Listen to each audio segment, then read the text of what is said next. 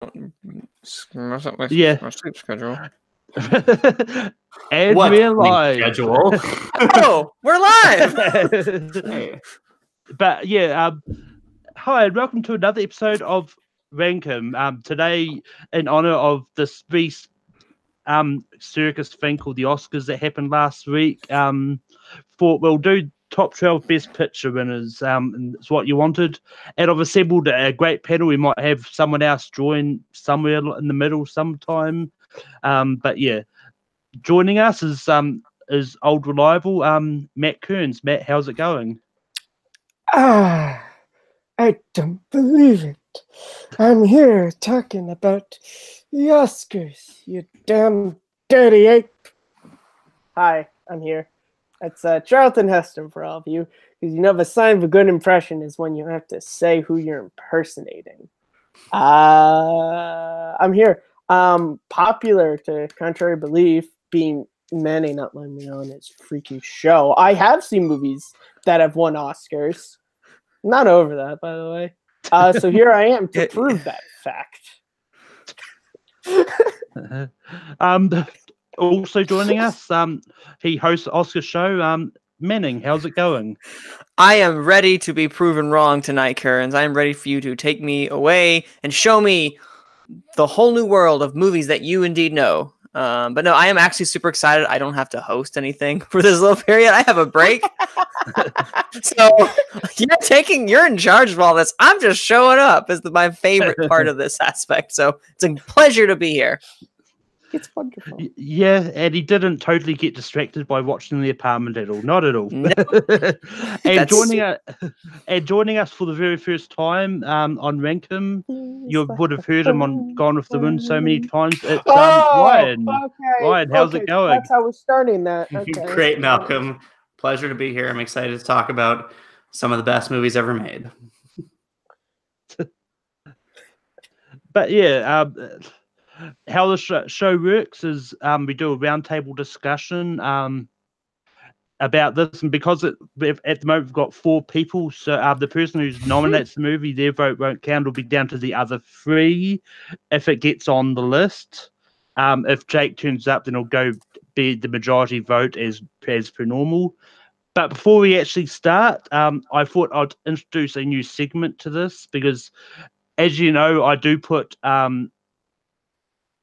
the polls up of the previous week's list on the Tape 3 Productions page. So what I'm going to do now is I'm actually going to say what the top 5 that was voted by all of you guys out there on that poll.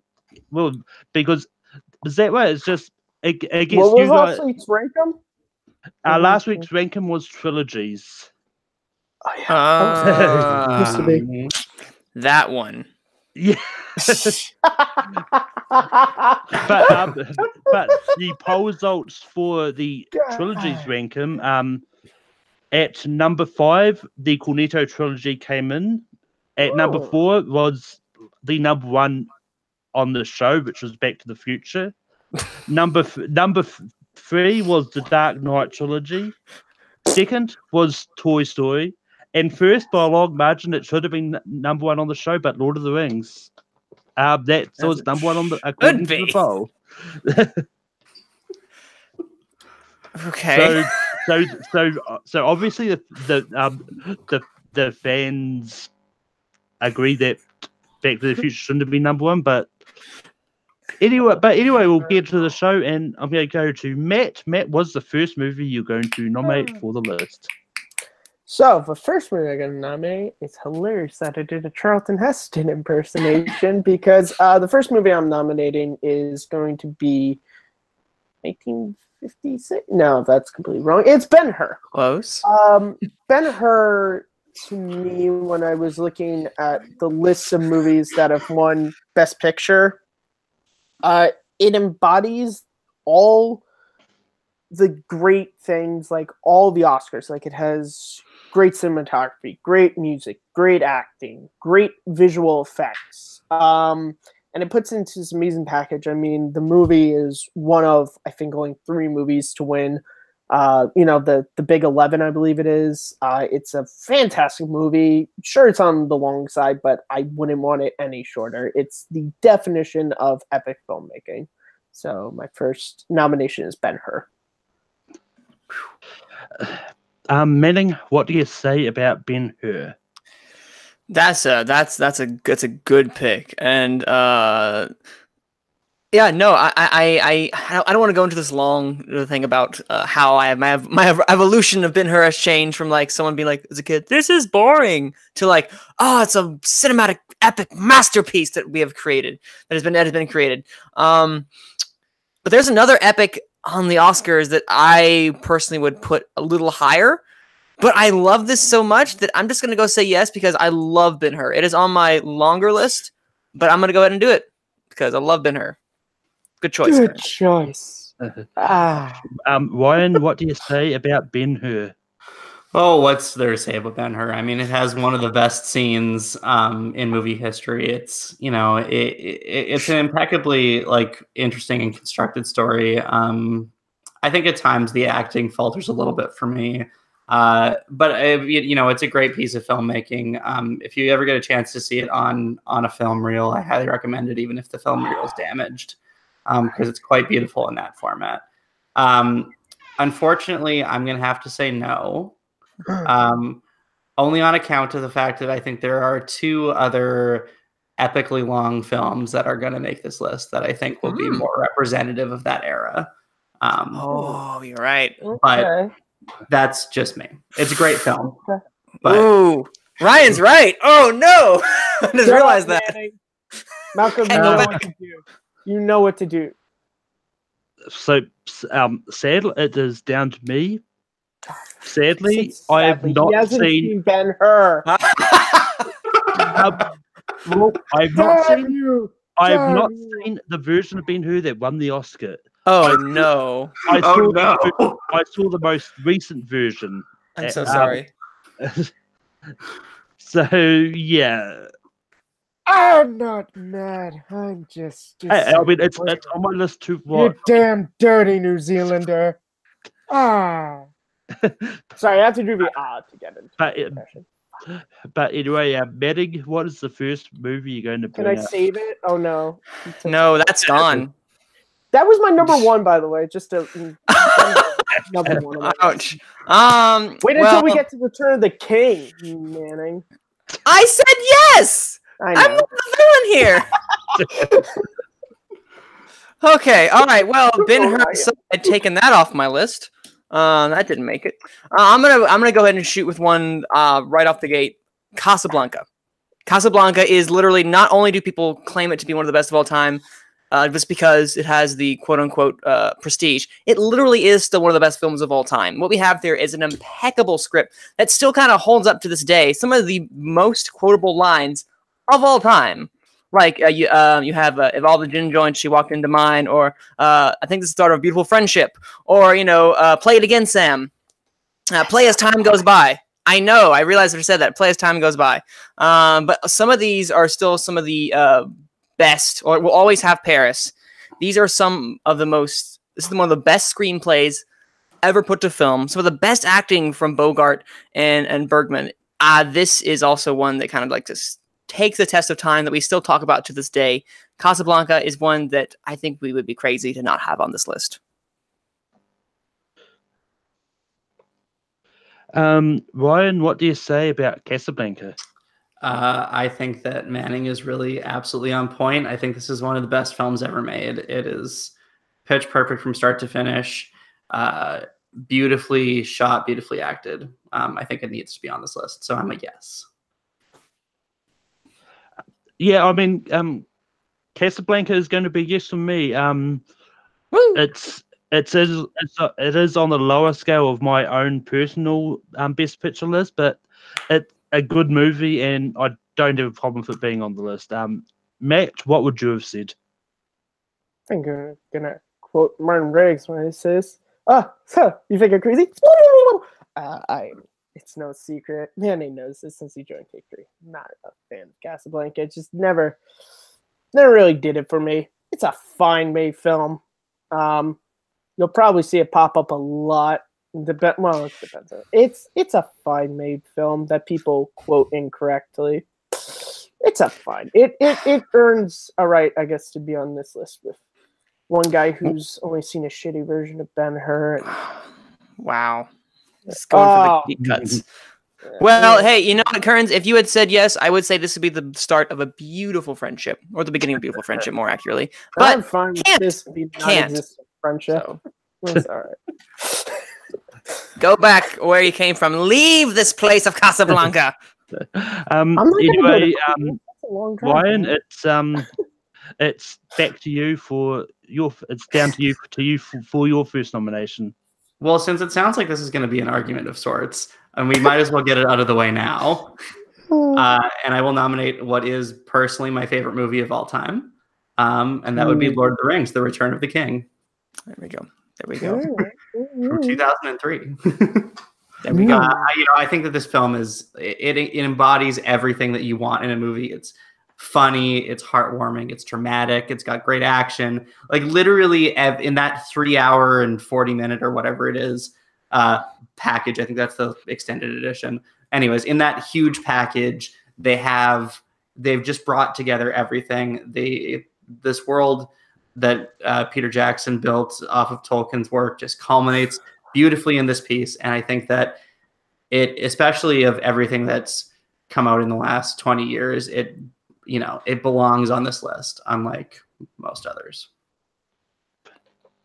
Yeah, I'm going to go next on this and say I'll probably lose my New Zealand card if I said no to it. So it's definitely going to be a yes for me. I mean, I do love this movie, and it does deserve to be on this list.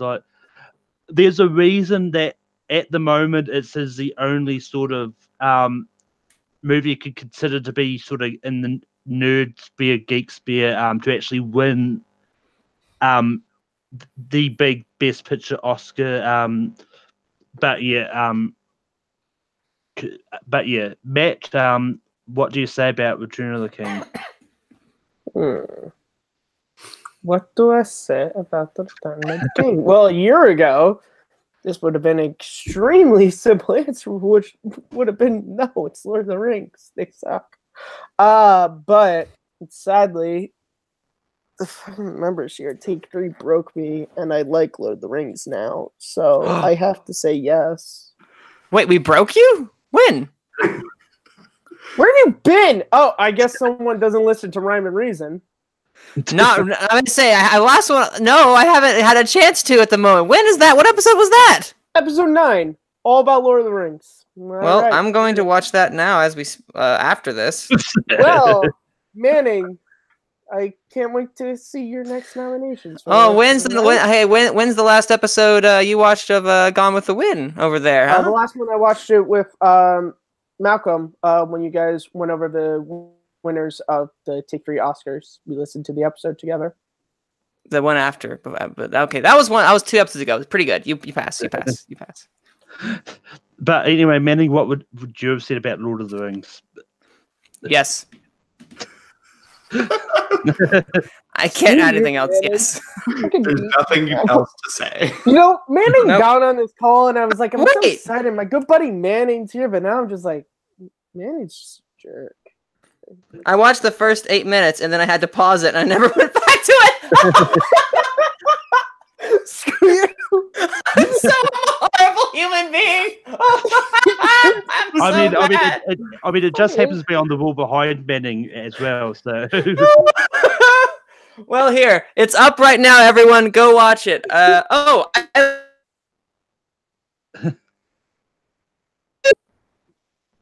I'm watching it later. But anyway, it's down to me for my first nomination. I apologize, Ryan. And I mean, I was going to go for Return of the King as my first nomination myself, but but I'm going to go for another relatively long movie. I'm going to go with the Unsinkable Titanic. I know that wasn't the title, but I just added it. But Yeah, I mean, Titanic is one of my favorite movies of all time. It's one that I definitely love watching a lot. I mean, it's definitely up there with Wizard of Oz for me. But anyway, Matt, what do you say about Titanic? Well, first thing, Malcolm, the Titanic sunk. So your title is a lie. Second thing, this is a 3-hour movie that could easily be far, far less. This is also a movie that I've seen a couple of times. This is my sister's favorite film of all time, and I don't care for this film. Mostly down to, I think, visually, this movie is amazing. Story-wise, I could care less. I could care less about Jack and Rose. It's so stereotypical. It's so just like, I don't care. They seem to me to be more vessels to be put in peril than like actual characters. That's just me. If it makes a list, I'll be fine. But on my own personal list, this gets a no from me. It's a no, dog. Manning, what do you say about Titanic? See, this movie makes me cry. When I think I caught it on TNT. No, it was some channel that and I remember watching it and crying, but not at the main story, at all the other stories going along around it. The secondary characters, The mother and kids. Yes, like James Cameron has a visual eye. He as a storyteller, he's not exactly on par with other ones out there at the moment. And Titanic, to me, the love story is fine. It's nothing absolutely special, nothing horrendous. It's just fine. And with that, I don't think I wouldn't even give it the Oscar that year. I would have definitely given it to LA Confidential, which is a far superior film story-wise. Or Good Will Hunting. Or Good Will Hunting. Well. Yeah, that one too, which is also a far superior film to Titanic, and acting-wise specifically. Visually-wise, yes, this is. And yes, it did win 11 Academy Awards. Nominated for, 14? Getting one of the most. It was ridiculous. But no, it's a no for me, just because this movie, I think, while not overrated, I think it's rightly rated, because people have looked at it and been like, okay, it's not the highlight of cinema, but it is peak what they have done for this time period. Some of the models they've created, the effects they used, impeccable. But from a story structure standpoint, I can't get on board. But again, it's a touchstone of cinematic epics, so I wouldn't be opposed to it, but it's a no from me. Ryan, what would you have said? Despite the fact that this film has one of my favorite directors, my favorite actor, it would also have been a no from me. I enjoy Titanic. I have some weird memories of this movie. Look, when you see this movie for the first time when you're 7 with your parents at home, it's a little weird. Big ship. But I know you want to be captain of it. We get you. Okay. But yeah, I don't know. This movie never really connected with me on a deep level, and I think that there's a lot of other things in the Oscars oeuvre that deserve this more. Mm-hmm. I'm sorry. I hate all of Take 3 now. I'm just saying that. Yeah, that's okay. Hey, I saw that hand. I saw that call. I saw that call back turns. Anyway, Matt, it's back to you. Oh yeah, no, I don't really. Wow, this is okay. So the next one I'm gonna nominate. People are probably shocked and then bring it up first, but I'm going with a movie that tells a narrative that, especially when it came out, was rare. And even since that, you don't really see movies like this. Narrative where winning a championship isn't actually important, is being accepted by people for who you are, and showing that having the drive to do something, going the distance, is what is necessary.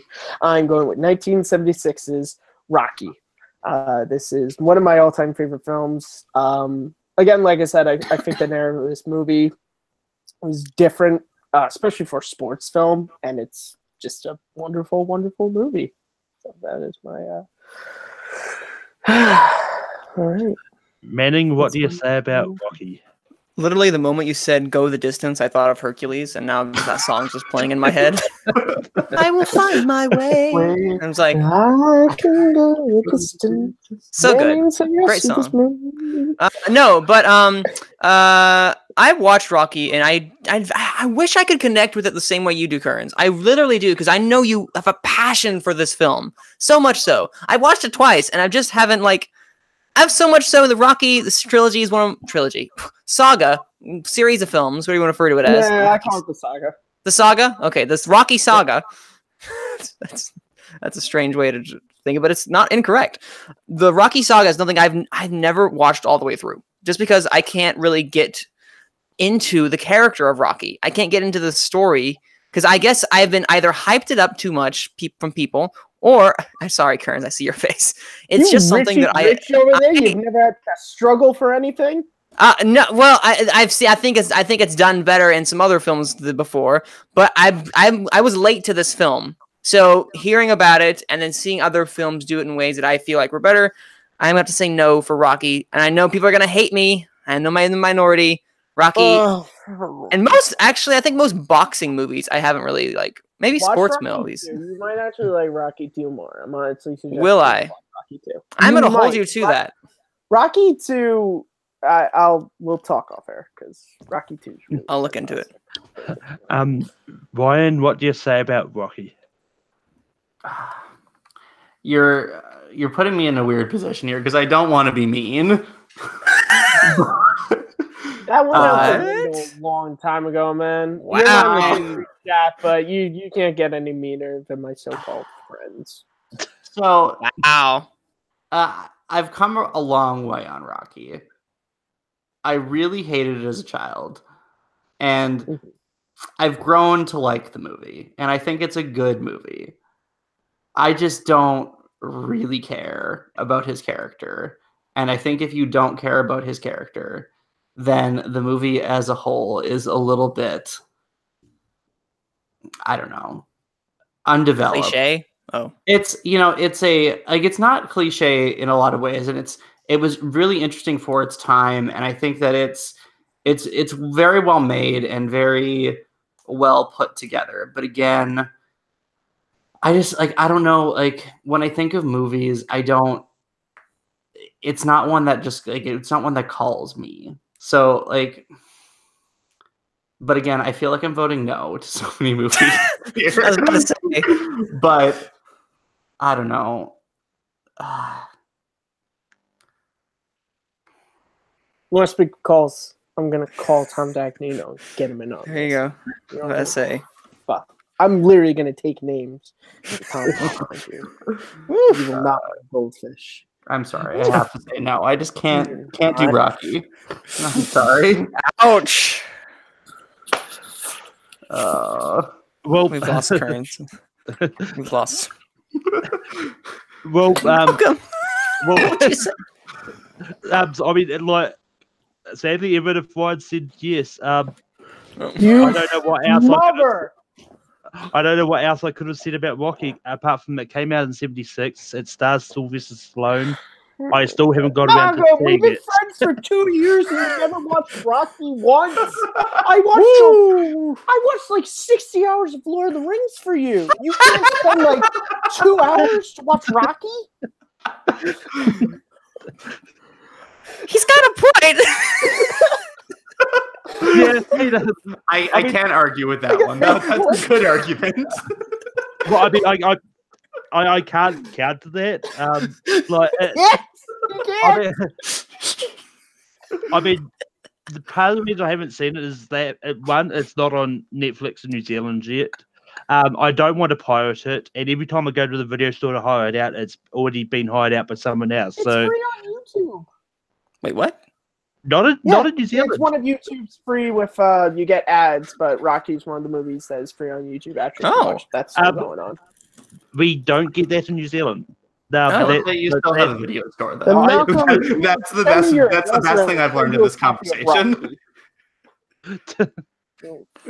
Yeah, thank you, cool guy. Malcolm is a traitor. Who?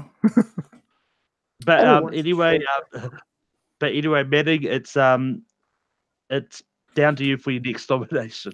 Yeah, I'm Okay. really interested to Okay, hear. yeah, I'm gonna. Well, now that we have some of some of my favorites already on the list, I'm going to go forget some of the bigger names. I'm gonna go some of the small just to get the names out there.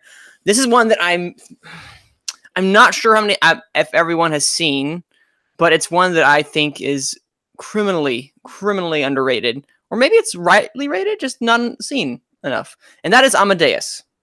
Amadeus is one that I think is one of the films that takes a biopic to another level by telling the story of one man, not one man, but two, and how their stories intertwine and connect.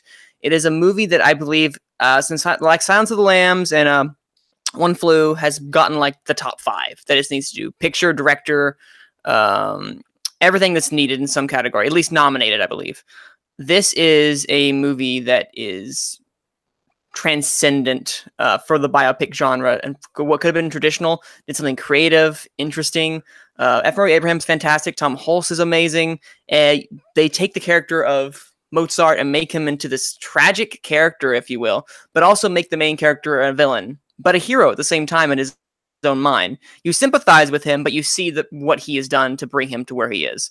And Amadeus is just a masterclass. Is something that I go back to whenever I can. It's great. Love it. Amadeus.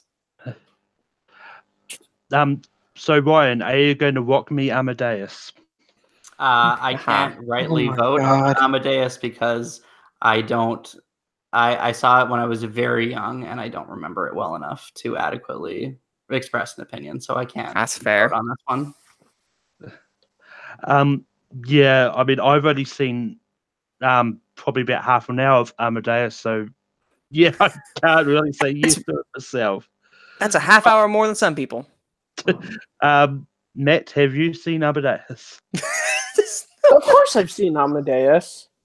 I've seen Doug Walker's review of Amadeus. But no, wait, really? I'm about to say, wait, really? Yeah, Doug Walker. It's one of his favorite movies. He did his top 30 favorite films, and he did a short review of it. And I saw that. Well, I don't even feel bad. I don't even feel bad. Don't feel bad. I do probably, everyone hadn't probably seen this because it's one movie that I think is criminally underseen, but it should be highly lauded for what it did. It was fantastic. It is like, I mean, I need to. So it's like the Rocky of musical movies. No, but we'll go with that. No, but there are some comparisons to be made. As I've listened to extensive commentary. Yeah, they both got no's. I haven't actually watched the movie. Wait, you watch commentaries, but not the movie. Okay. Okay. It's but Ryan, it's back to you. What is your next nomination? Okay, well, we got to get something.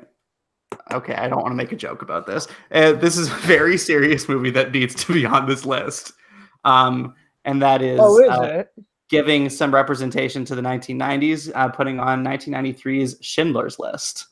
I think this is one of the best.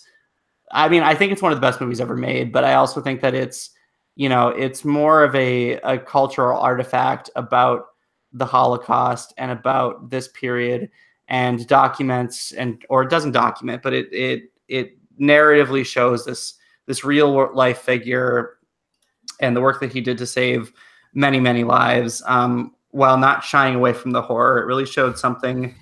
It showed another gear from Steven Spielberg, and was a super meaningful movie and remains so. So I would like to put forth 1993's Schindler's List for consideration.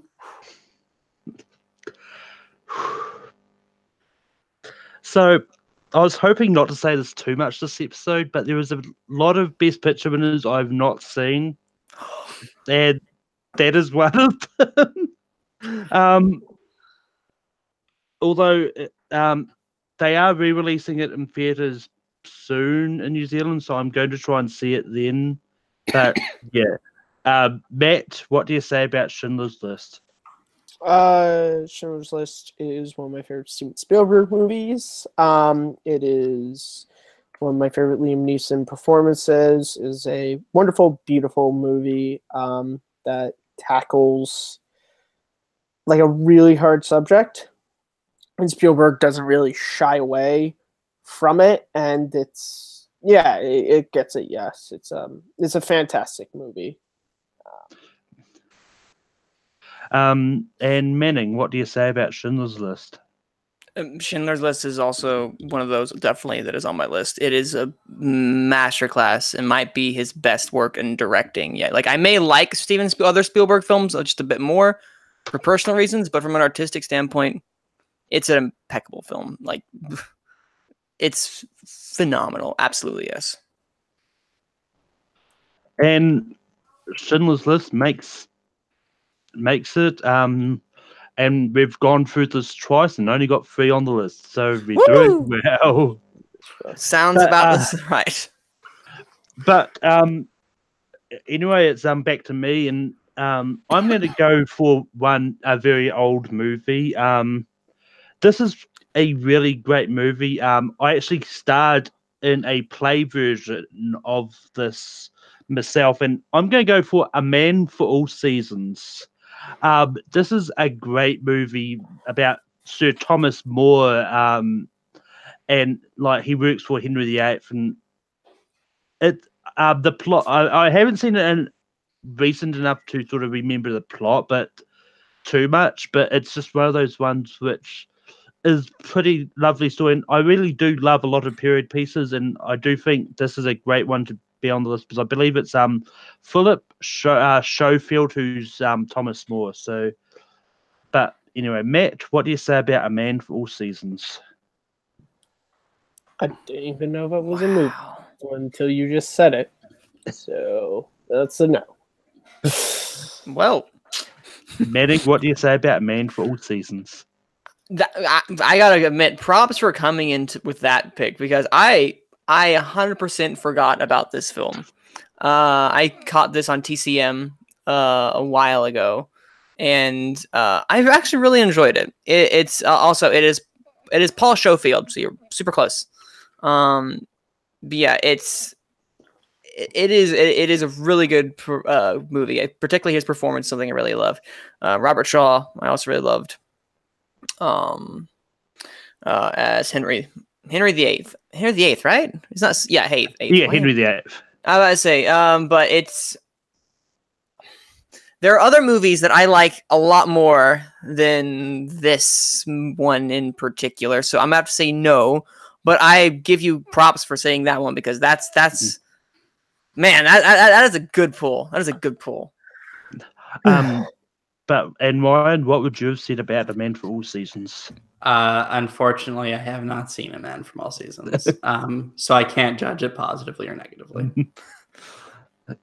But anyway, and we go back to Matt. Matt, what is the next movie you're going to bring up? I don't know. If we broke Mac. Yeah, I think I am. Okay, let's see if this one. I'm nominating Bridge on the River Kwai.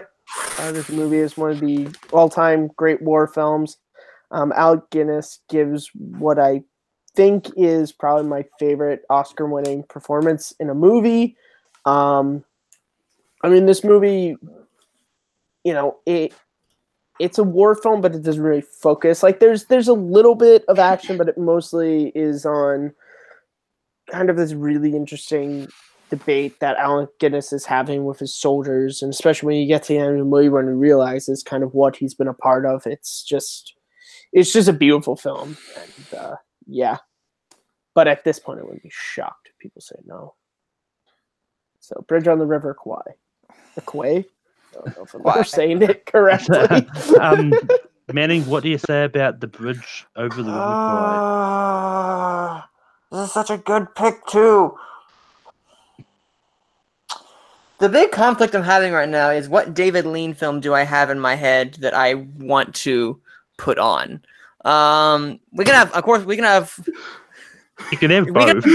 We're literally at this. Like- We have like 4 movies, and you're trying to pick between. See, the problem is that I still have a long list, and I want to like prioritize the ones that I have really high. And the other David Lean film I have on here is really high, but I'm gonna go. Yeah, this movie is an impeccably made film. Just stop me now. Let's keep going. Because yes. Ryan, what do you say about The Bridge Over the River Kwai? You know, it's an amazing movie. There was another movie I had on my list that I was going to pick for this era, but you know, I think this is a very good movie, and I think that it does say something about what cinema is. And I think that the way it's constructed is great. Alec Guinness's performance is immaculate. So you know what? I will give Bridge Over the River Kwai a yes. It's a very good movie, and it belongs on a list of this sort. And with that, The Bridge Over the River Kwai makes the list. Holy shit! 3 tries.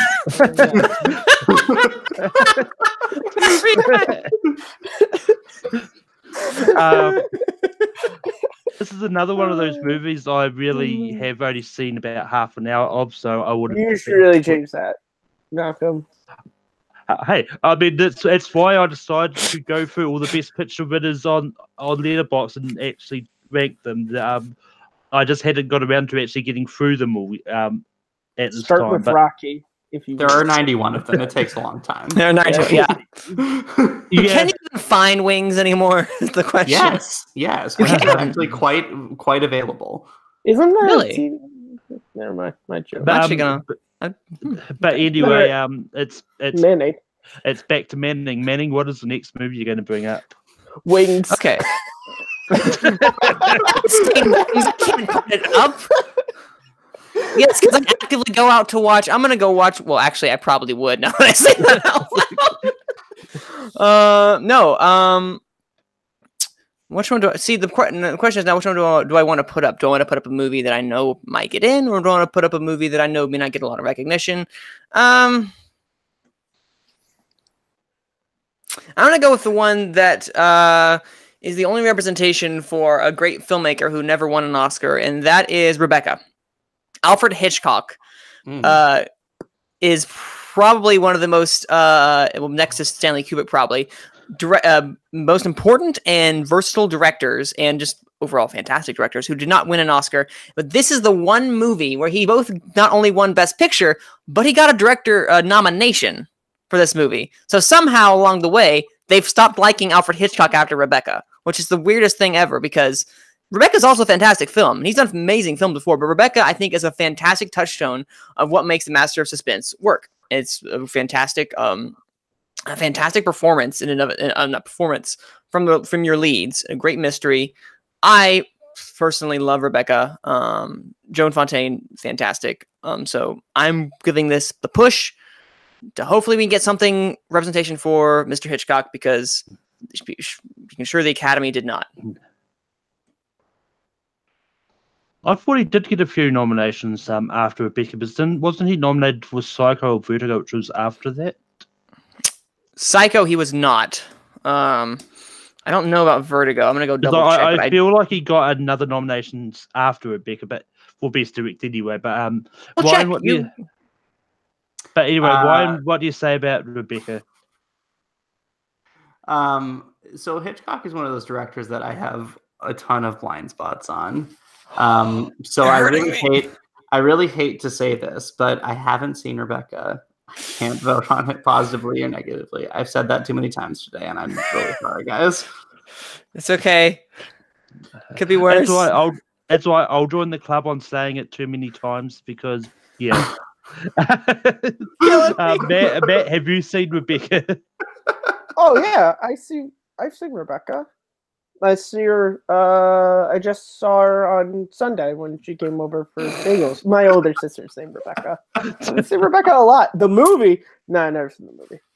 I've never seen Psycho either. So I mean, I'm pretty sure you saw Wow. Rebecca on Ferguson that. in Fallout as well. So Yeah, I just watched that. That should be nominated for Best Picture. Now, that's a movie. By the way, guys, we're not sponsored, but you can go and support physical media. And again, You can go and see buy Rebecca Mission Ferguson and Mission Impossible Fall, available on Blu-ray and 4K at your local stores, which I think also sells Rocky, Malcolm. You should.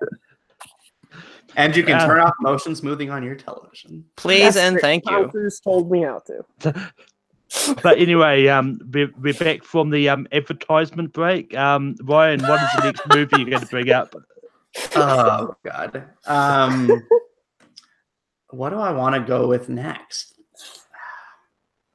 At this point, literally anything can get a no or a yes from this panel. For real, though.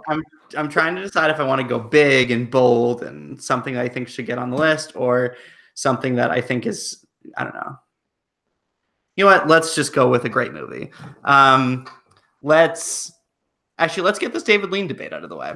I'm going to pick Lawrence of Arabia and put it before consideration. I think this is the definition of epic filmmaking in every sense of the word. Beautifully shot, beautifully edited, beautifully acted, just amazing vistas. One of the greats, and definitely one of those movies that you really just got to sit down with and hunker down and enjoy, and take advantage of that full intermission, and then come back and then just get right into it. Lawrence of Arabia, I think it speaks to what I think of a Best Picture as. So I'll get this debate on the table. Lawrence of Arabia. Yeah. Matt, what do you say about Lawrence of Arabia? I can't wait to see what Malcolm says. So Lawrence of Arabia gets a yes from me. It's a fantastic movie. It's a beautiful film. I was lucky that my library had the Blu-ray, so I was able to watch it on Blu-ray. It's wonderful. It is definitely, it's a, defining for epic filmmaking, so it gets a yes. Even though Gregory Peck had every right to win the Oscar for Best Actor for To Kill a Mockingbird. Manning, what do you say about Lawrence of Arabia? There has been a few scenes in the Oscar pool that have stuck with me. That have stuck with me more than the image of Peter O'Toole as Lawrence Arabia holding that light, Sword. that little match switch, that match, and then the way he just kind of like fizzles out. There was something about that, the way that it was shot back then. It was 1962, and it's still one of the most beautiful films shot. Like, it's something about that has become timeless, and this is an absolute yes, from me. That it's a beautiful film. This is one of my top 10 that has ever been in the Oscars, period. So absolutely. And with that, Lawrence of Arabia does make the list. Ryan, what is your next nomination? That was my nomination. Yeah, I was going to say it's your turn, Malcolm. Yeah. Oh, also, as quick question, as a clarification, he did get nominated for Rear Window for Best Director and Spellbound and Lifeboat, because why not? Okay. And also Spellbound got a director win, which is weird. I mean, so the host of an Oscar show got an Oscar fact wrong. Hey, you know what? I was almost 100% positive he had not gotten a nomination. I just want to say this. Me and Sandy just did an episode of Rhyme and Reason on Tom Cruise, and I got no Tom Cruise facts incorrect. I am sorry. I did not do my research. All right. I apologize. But anyway, it's back to me. I've just lost on the order at this point. It's all right. But I'm going to bring up the Godfather of all movies, that is called The Godfather. And I'm like, as I said last week on trilogies, like, I've already seen the first Godfather, but I do think it is a pretty good movie, and I do think it deserves to be on this list. Like when you've got Marlon Brando and you've got De Niro and Pacino all sort of in their prime, and Robert De Niro's in the second one. No. No. Shush. He's not James wrong. Caan is who you're thinking of, I think. But anyway, people.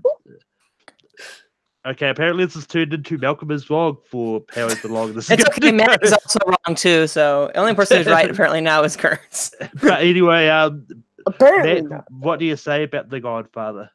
What I say about The Godfather is I'll make you feel better, Malcolm, after we get through the voting pool. And this one, a funny Will Ferrell story about this. Yeah, The Godfather is an amazing movie.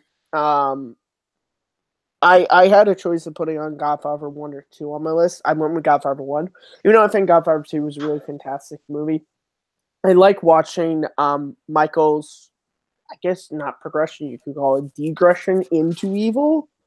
You know, you sort of see who he is at the start, at the wedding, and then sort of who he becomes by the end of the movie. And I still think one of the all-time great film endings is him talking to his wife, and, you know, he's like, one day I'll tell you, you know, what I do. And then the door closes on her as the people are kissing the rings. I think it's just amazing. So yeah, Godfather gets a yes from me. Okay, Manning, what do you say about The Godfather? This is where I finally let everyone know Oh, my dark secret. The Godfather is overrated. It's a fine film. I do not. Maybe gangster movies aren't my thing, but well, scratch that. I like LA Confidential, but this movie, too much hype. Again, it's excellently acted. It's good, but it is also not the piece of cinema that deserves everyone's #1 film of all time, in my humble opinion. So it's going to be a yes still. You know why? Because it's The Godfather. And I like it more than Godfather Part 2, personally for me. Just because I think that Brando's performance helps kind of anchor that and makes it what it is. Because you know, Marlon Brando. Even though it's not his best performance of all time, get to that later. It's definitely going to be yes because hell's yeah, it's the Godfather. I mean, my note has been out there. I don't think it's the best film of all time, but to not have the Godfather on this list would be It'd be like not having Ben-Hur. Oh wait. Well, I wash my hands of that one. But Ryan, what would you have said about The Godfather? It absolutely belongs on this list. As you will note, Manning and I don't disagree all that often, but I thoroughly disagree with his assessment that The Godfather is overrated. Yep. It is one of the best movies ever made, and now I just want Italian food. God damn it.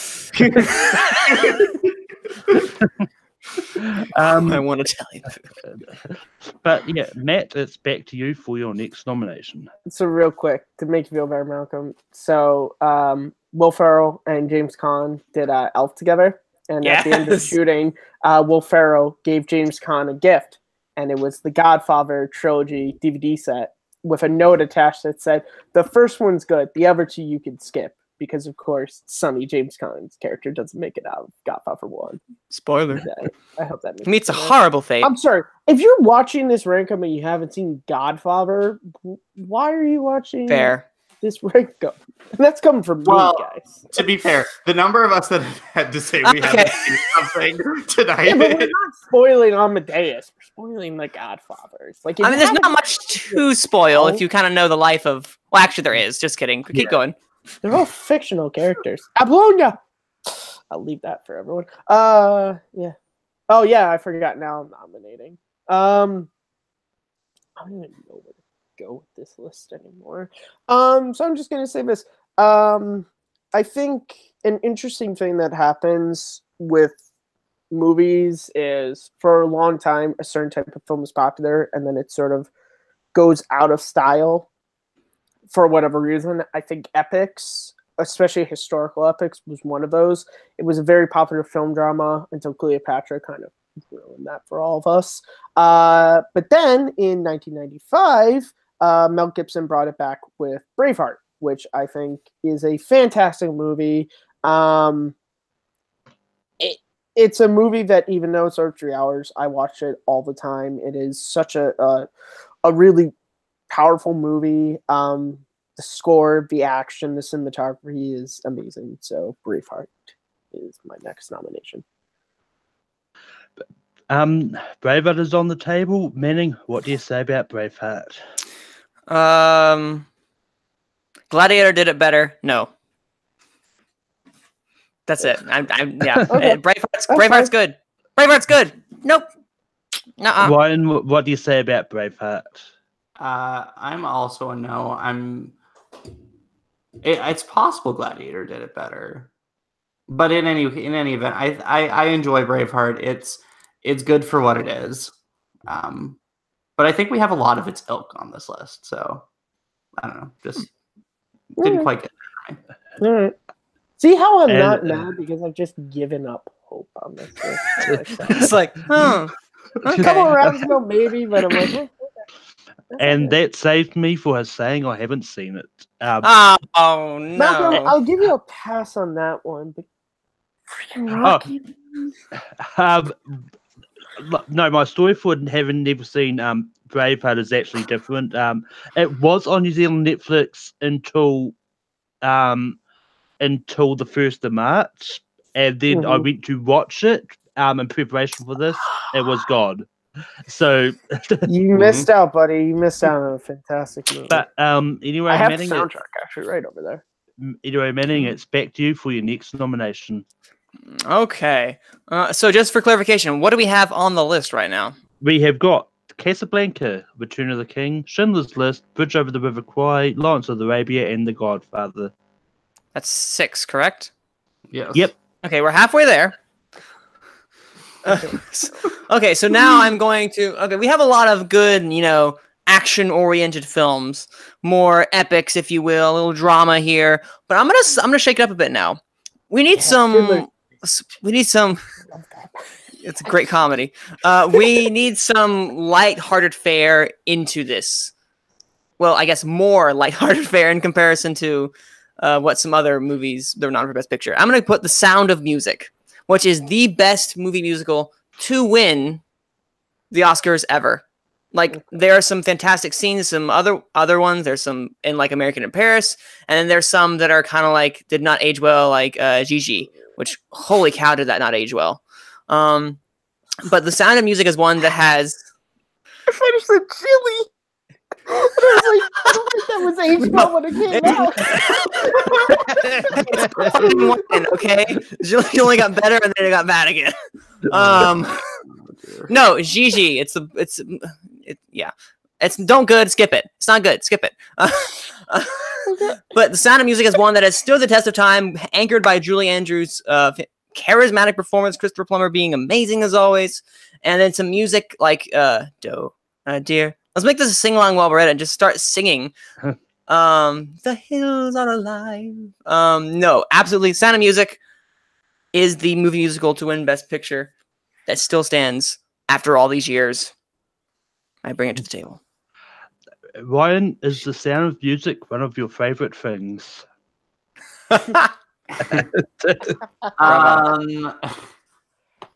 So I'm conflicted.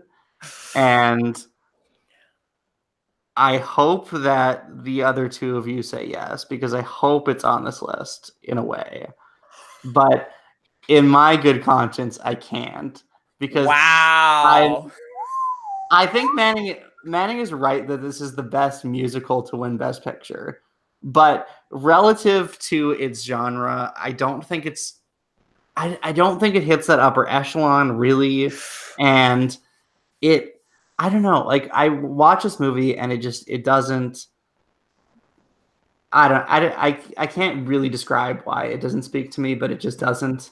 And again, I think that for the purposes of film history and what have you, it's interesting, and I would not be unhappy to see it on this list. I just can't personally vote for it. I mean, while I disagree with Manning that it's the best musical to win, what's the other? I'll find out. Yeah, I'll probably I'll try to get to it on one of my nominations. Don't worry. Okay, but I'm still going to say yes to Sound of Music because I do still like it. I do think it's a great movie. It took me a while to actually watch the whole thing because I every time I tried to catch on TV, I either started watching the start and then missed out on seeing the end of it for some reason. Then I caught it at the end at one time. Then at one stage I caught the middle, but I did have recently I did sit down and watch the whole thing. I do like it, so I don't mind it being on the list. Matt, it's down to you. What do you think about the Sound of Music? So, is it back to say that my biggest exposure to the Sound of Music is the Vin Diesel movie, The Pacifier? My. No, Actually, great callback. I've seen the Sound of Music, of course. You're looking at a kid who was in several Great callback musicals when he was growing up. Yeah. You know what's great about this movie? It's about family. Julie Andrews, she's a nun, but she gets a family, and they sing and shit. It's great. Then just gave his review of Sound of Music. It pains me to give a yes to Manning. I'm gonna say yes. This is a brilliant, brilliant movie. Even though when it comes to movie musicals with Julie Andrews, I think Mary Poppins is the far superior movie musical starring her. Yeah, no. I would. But in any case, I mean, if Mary Poppins won the Oscar, I probably would have brought it up by now. But I do have a story from when I was a kid. Like my mum was talking about the Sound of Music and how it was her favorite movie. As a kid, I was young. I did not know much about that movie because I was still young.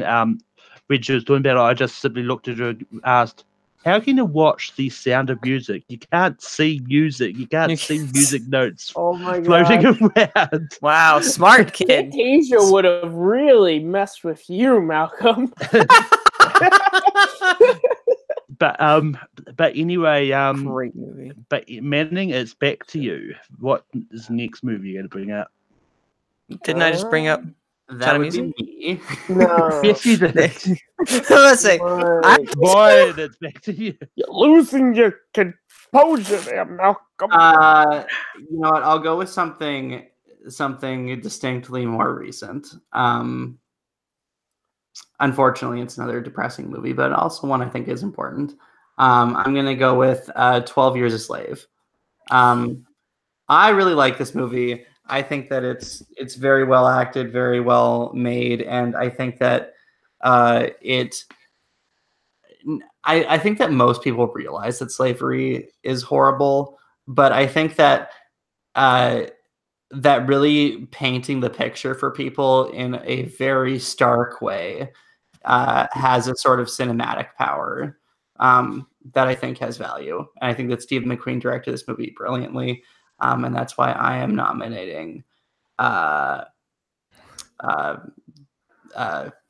Years. 12 Years Slave. You forgot your own movie. No, I didn't forget my movie. I just lost my words for a second while I was distracted by something. Okay. But anyway, slavery is horrible, and what also is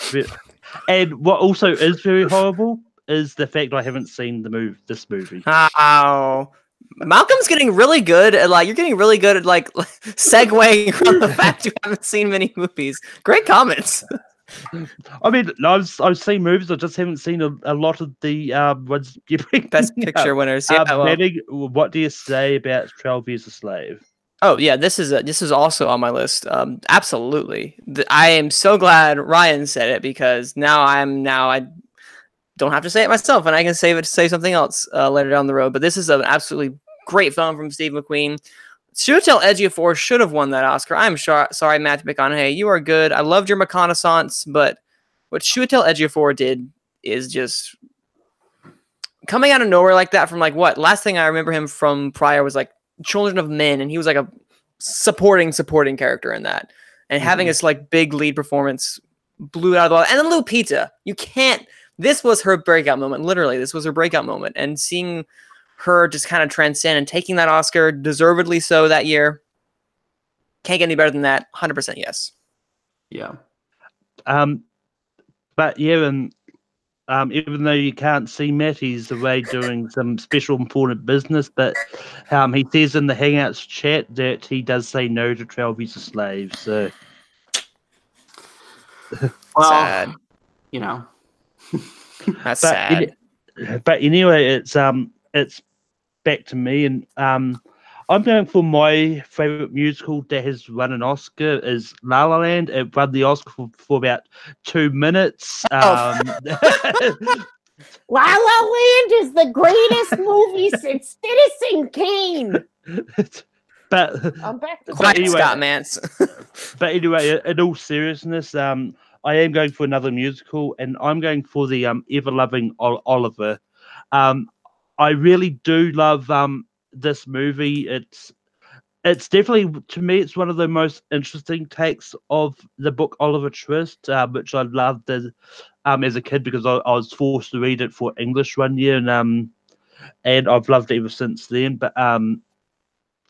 But yeah, I didn't think it would work as a musical, and it did. And apparently, the Academy thought it was really good too because it won Best Picture. Otherwise, I wouldn't be nominating it.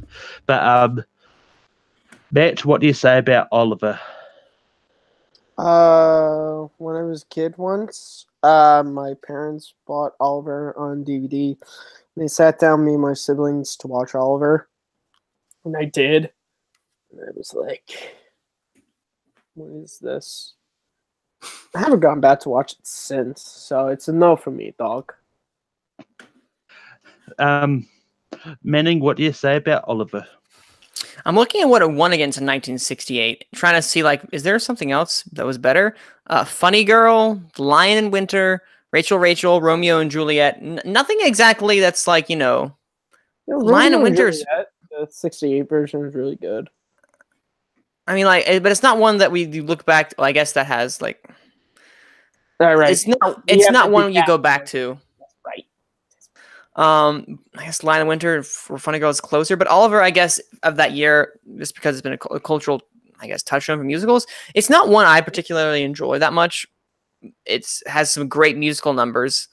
Consider yourself. I still love that song. At home, but That's it where is that's from. Oh, okay. yeah, part of the Stuff family. I know. We've taken to you. No, I So only know true. that first part. Oh, okay. Consider Yeah, yourself.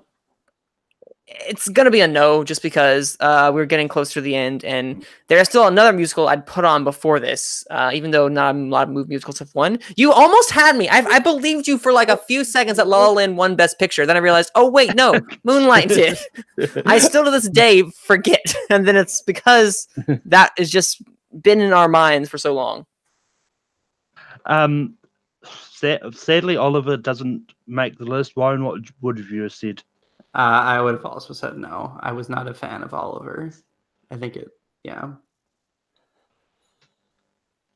Short, sweet, to the point. Matt, it's back to you. What is the next nomination? Okay, next nomination. This is getting really tough. You're going to go through all 91 movies at this rate. Wait, what? I'm going to go with a more recent movie, but I think it's one that the way it told its story, it was a fantastic ensemble cast movie. It really spoke about something really important. I'm going with Spotlight. I think this movie, it's one of those films that when I saw it the first time, I kind of just sat there watching the credits, and I was just amazed by not just the story it was telling, of course, but just how it went about it.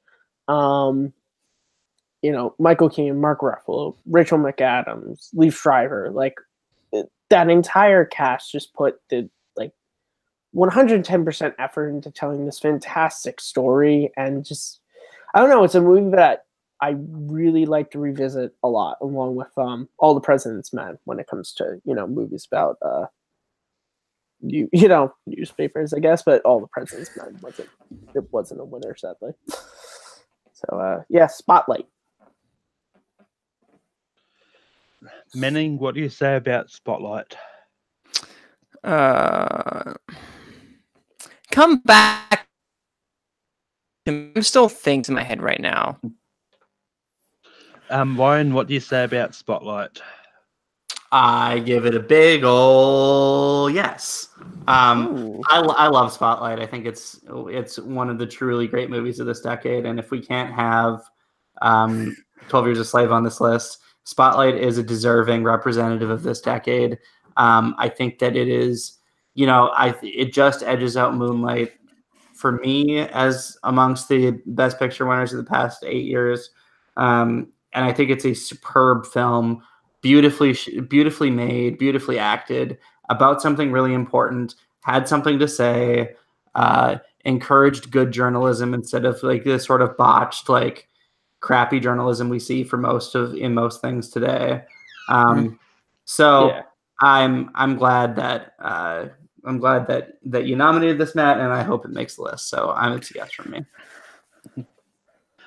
And Spotlight does make the list because I'm saying yes to it as well.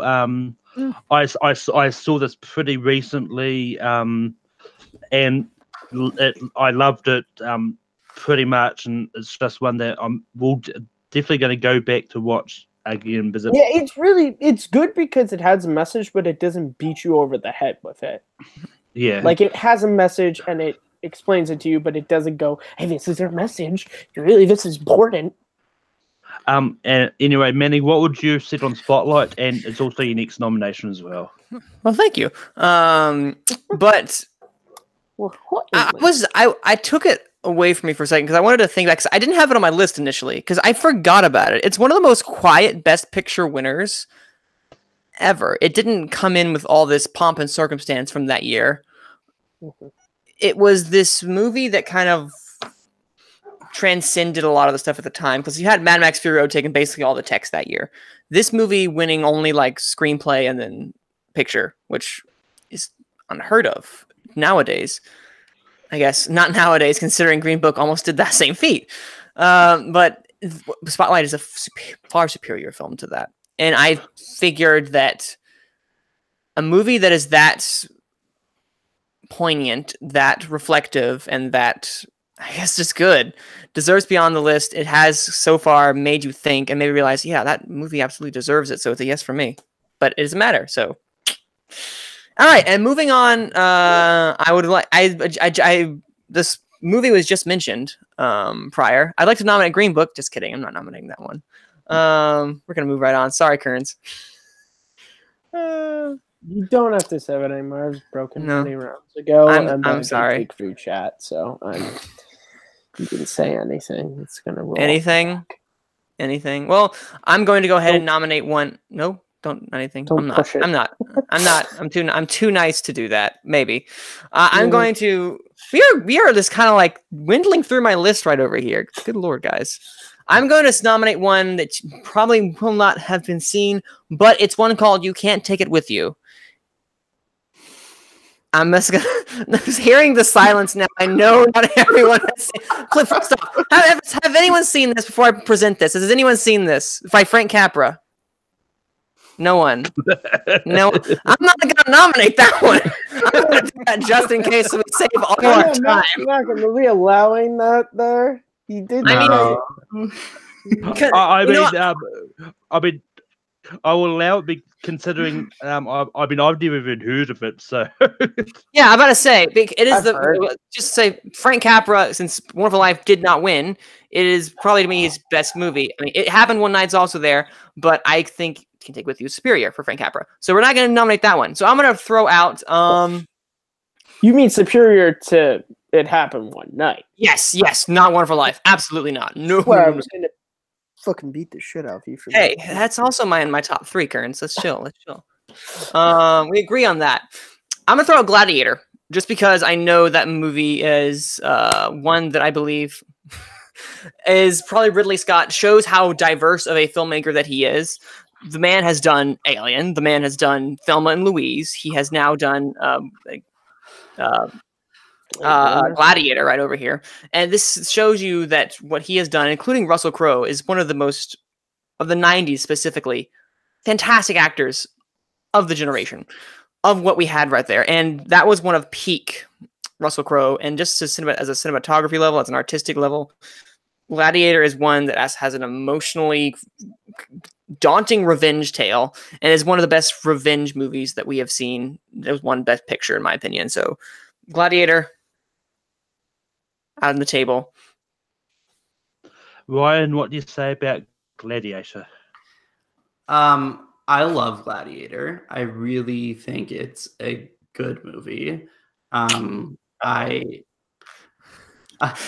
enjoy it pretty much start to finish. Like, it's a movie I really love to watch. I love Ridley Scott, and I don't think it belongs on this list.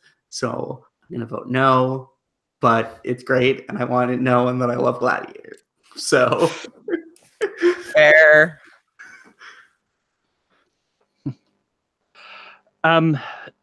Yeah, I'm torn because I like another Russell Crowe movie that won Best Picture a little bit more, but I do think Gladiator belongs on the list, so I'm saying yes. Matt, it's down to you. What do I say about Gladiator? My name is Decimus Meridius, commander of the Third Armies, loyal soldier to the true Emperor of Rome, Marcus Aurelius, father to a murdered son, husband to a murdered wife, and I will have my vengeance in this life or the next. Russell Crowe as Maximus is one of my favorite acting performances in a movie. This movie is wonderful. It does so many. It just takes all the great parts of making films. It just does them to the nth degree. I mean, just look no further than the tiger fight at the Coliseum. I mean, that is just apex filmmaking right there. And beyond that, it's a really well-told story that Crowe carries so well, and you just start to really care about that character. Joaquin Phoenix is so evil. Yes. He's one of the great all-time screen villains. So yeah, this gets a yes from me. So Gladiator makes the list. Ryan, what is your next nomination? Okay, well, at risk of us overvaluing a decade that I think we all largely grew up in, I'm going to nominate another film from the 2000s. But to be fair, I think it's a great movie, and it's one of my favorite Best Picture winners ever, and it came from one of the Best Picture years ever and one of the Best Picture battles ever. I'm going to nominate No Country for Old Men. The Coens are one of my favorite as a unit. They're one of my favorite directors. And I think that what they did with this movie was really special. It is the only Roger Deakins film that could make this list. So let's give him a little bit of love here, guys. He's amazing. I think that Javier Bardem's performance in this movie is haunting to this day. Tommy Lee Jones, really underrated performance. I just think that it's a quintessential film of that era, and it's defined by its debate with one of the other greatest films of all time, and it is just so well put together, has a beautiful ambiguous ending, and a lot to it. So I'm going to nominate No Country for Old Men. Matt, what do you say about No Country for Old Men?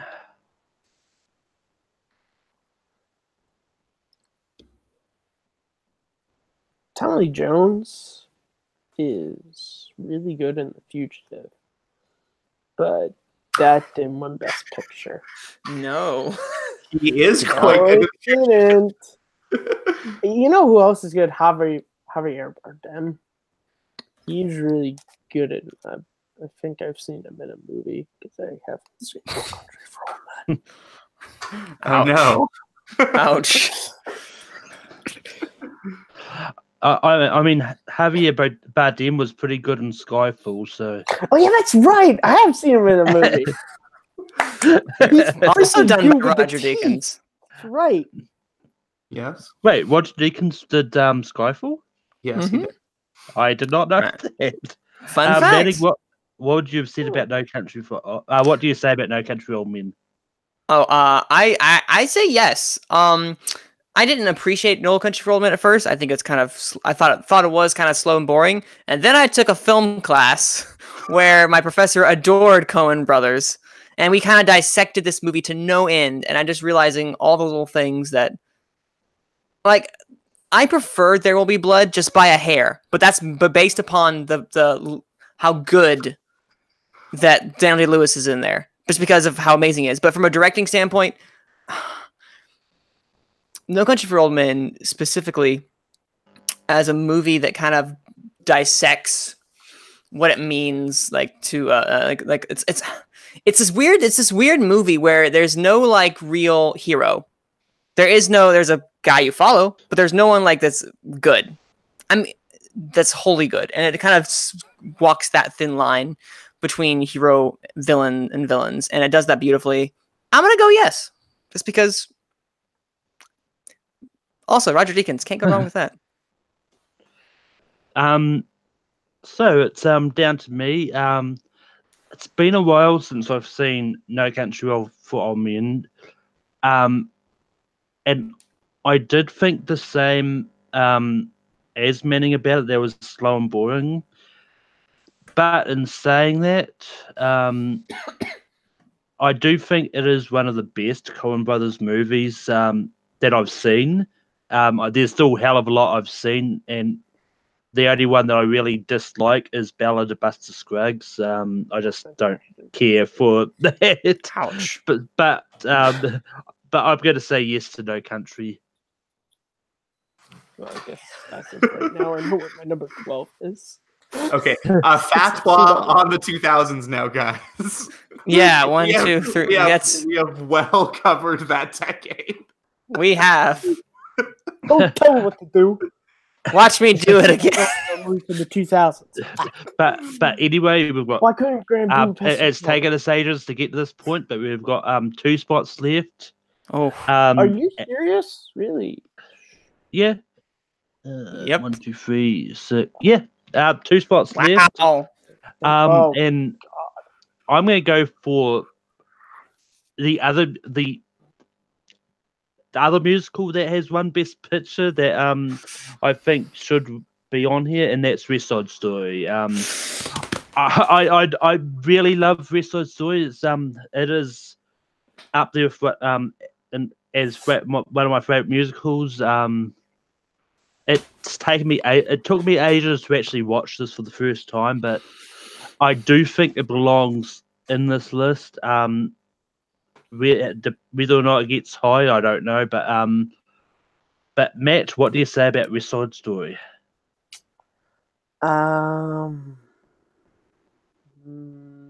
Steven Spielberg is remaking this movie. John Roca and Steve Morris run a podcast called Cinephiles, and they did an episode on it. And I will listen Matt. just as soon as I see it. I've seen Romeo and Juliet. It needs like pretty much being West Side Story, but I have not gotten around to see West Side Story yet. Ooh, Manning, what do you say about West Side Story? I think I know your answer. This is hard because while I love the music in West Side Story, as people know. The music is fantastic. The story in and of itself is nothing spectacular. As you said, we've seen Romeo and Juliet done before, so I'm going to have to say no just because there are 2 spots left, even though it is an amazing cultural touchstone for that time period, and I hate leaving it off, but there are only 2 left, and I'm start being very selective with what I pick. Because we have too many from the 2000s, guys. I just realized this now. Can I take it back? So what? So I'm just going to have to laugh at that. Fans like, we've got too many for the 2000s, but it's a no to West Side Story. You're right. You're right.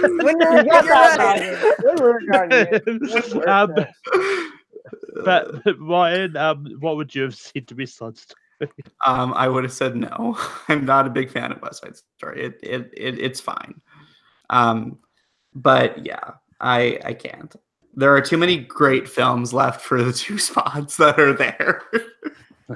But anyway, Matt, what is your next nomination?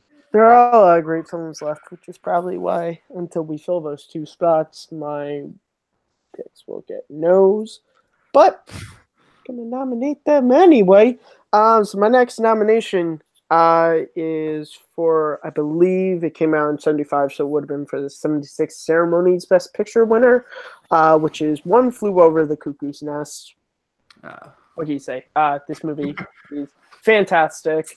Jack Nicholson leads an insanely power-packed ensemble cast, and this film also contains Nurse Ratched, who is one of the all-time film villains. And what more can you say? It's One Flew Over the Cuckoo's Nest. Manning, what do you say about One Flew Over the Cuckoo's Nest? This is going to be the first time I've pulled this card, but I have not seen it. One Flew Over the Cuckoo's Nest is one of those that I missed. It's just one of those that I actually never have actively seen too many Jack Nicholson films, because as an actor, he's never like. You should really. I think you would really like. I probably would. It's just one like 2001: A Space Odyssey, like Fight Club, that I just don't like. I'm like, I need to see you. I've never seen Fight Club. It's just like, I need to see you. I know I do, but I'm just not like. I'm not excited to see that. I don't know why. And that's why it's something I need to get over. But yeah, One Flew Over the Cuckoo's Nest, I have not seen. I apologize. I'm playing that card.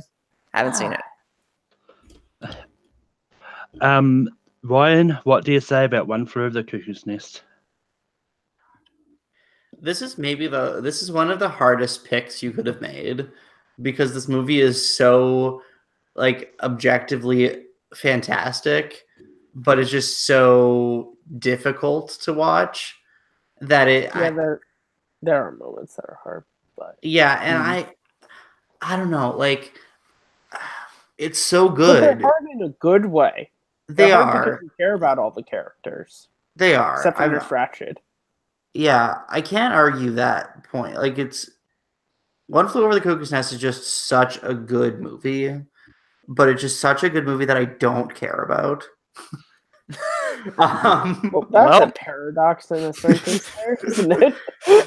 I mean, you know what? Like, just so I don't be the death knell of this movie, because it's so good, I'm gonna vote yes and leave this to Malcolm. You can deal with this quagmire. Oh my God, Ryan! I don't know what to do. It's picking the movie to put on a ranking list. It's not like you're picking between lives here. You're like, I really love you, but I also don't want to fucking deal with you forever. It's like, who should I woo? But anyway, they should rename this movie One Flew Over Malcolm's Head, because oh no! I have not seen this movie. Well. Oh well. Hold on. And it is a shame that a lot of these movies have been sort of taken out on technicalities of people not seeing them. Yeah, that was a hard way to go. But anyway, Manning, it's back to you. Oh man. I think we have exhausted my top. I think we exhausted my top 20 list. Actually, no, there is still one left, but it's from really? Well, the ones. See, there are two. There's one movie I'm so shocked has not come up yet. I think I know what it is. I know what it is, but I'm waiting. At least I think I know what it is. So I'm just gonna go ahead and say it so we can get it out of the way. Silence of the Lambs. That was not which what I'm assuming. To say, but really, I am kind of shocked. Like, what else? I'm like, what else is there? Okay, there might be one more. But I'm gonna throw out Silence of the Lambs, just because I know this movie has become a touchstone for suspense, thriller, and horror, and has kind of like anchored Anthony Hopkins as, and while he may not be the same actor he was back then, what he is now is what he was then. Excuse me, was phenomenal as Hannibal Lecter, and what was done with the characters. I think is phenomenal, and it's still a chilling movie to this day. Jonathan Demme directed that movie impeccably, so I have to give this movie we have to throw it out there because of what it is, and because it did win.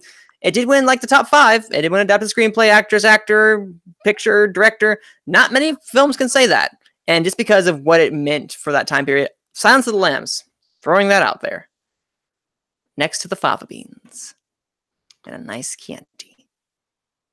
Okay, I think it goes to me first. I'm assuming it goes to you first while Malcolm is gone. Let's see what Malcolm's doing. So I'm gonna. Well, no, I love Silence of the Lambs. It's one of my favorite movies ever. I'm glad that it was the Best Picture winner the year I was born. I'm gonna go with yes, because this is a fantastic movie, and Anthony Hopkins is a total terrifying, dope actor, and I love that he won. I love that he won for lead actor for this like really short performance. And Viola Davis was a supporting actor in Fences. Even well, you know what? So okay, I'm sorry. I hate category fraud, and that has just been killing me. I agree. Or Mahershala Ali. I totally agree. In any event, but Silence of the Lambs is awesome. Thumbs up for me. So where are we at on this? Who's gone? I've only voted yes, and Manning presented Silence of the Lambs. Okay,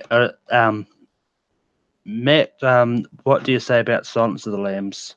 Gonna take a page out of Manning's book when I say Manhunter did it better. That's it. Hot take. Yeah, steamy take. Steamy take. Manhunter. Well, Manhunter is more the comparison to Red Dragon, but in that world, I like Silence of the Lambs a lot. I think it's a great film. Manhunter is just a movie that I think is the story I like a little bit more. Fair. But anyway, I'm going to say yes to Silence of the Lambs. Okay. It's pretty low on my list, but quite a few of my lists has been not come up or just been already eliminated. So yeah, Ryan, it's time for your next pick. The last spot. Let's hear it. Well, just because I feel like an Oscars list is incomplete without at least discussing this, even though I think it sort of belongs on this list. Okay. I'm going to throw out Gone with the Wind. Oh, wow. Because, it sort of is a fundamental part of cinema history and is a great movie at that. So, Gone with the Wind. No, you're right. Matt, what do you say about Gone with the Wind? It's late. I'm fine with these things. I've seen Gone with the Wind.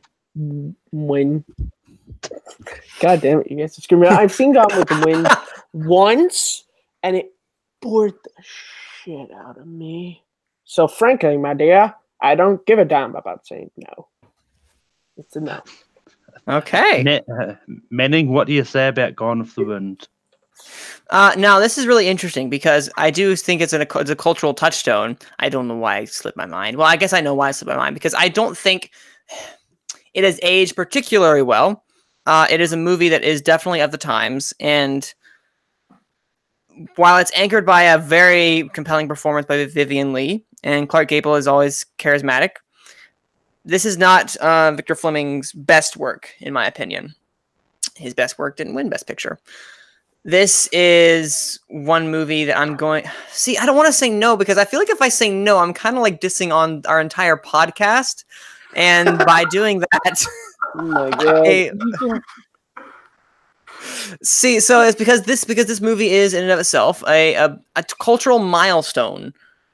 While it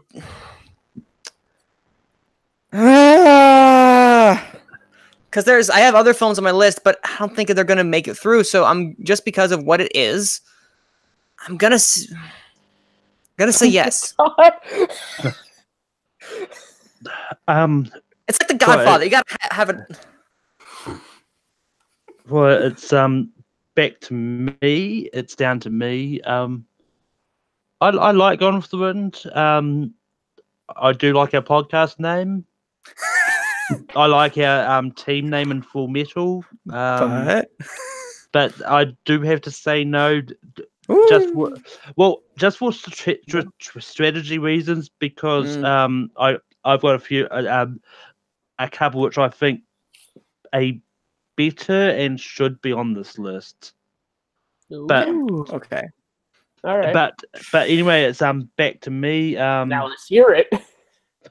Deliver to us, Malcolm. To the promised land. I'm gonna go with the other Russell Crowe movie I was talking about, and that's A Beautiful Mind. This is one that I really love. Like, this is one of the many movies I actually saw on my birthday, and it's a good sort of biopic story that it really.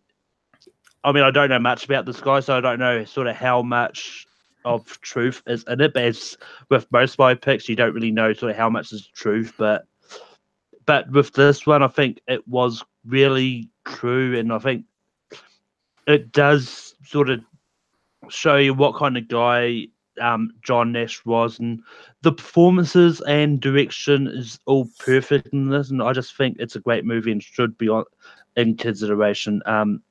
Matt, what do you say about A Beautiful Mind? What I will say about A Beautiful Mind is I've had a couple of teachers in my time who've told me I have the exact opposite of a beautiful mind. Beautiful. Mostly Oh. in the sciences. That's why I'm a media and communications major. I've never seen this movie, so. Ooh. Manning, what do you say about A Beautiful Mind? Now, this is going to be interesting because now I just remembered. Fun fact, everybody. The same guy who won the Academy Award for Best Actor Screenplay for A Beautiful Mind was also nominated for a Razzie for Batman and Robin. Fun fact of the day. You know, you can always go Man, up if from the Batman pile and of Robin garbage was you have. nominated, I Move up. Yes. You know what? And I would not have said yes. But it's going to be a no just because I do think this is one of Ron Howard's underrated films and needs, like, because I think there's been some backlash recently about it. And yes, it is an accurate portrayal, but as a film, it makes me care about the character of John Nash. And Russell Crowe is phenomenal as always. Should have won the Oscar for this, but I'm going to have to go with a no just because I'm getting cutthroat now. That last spot. Ryan, what would you have said about Beautiful Mind?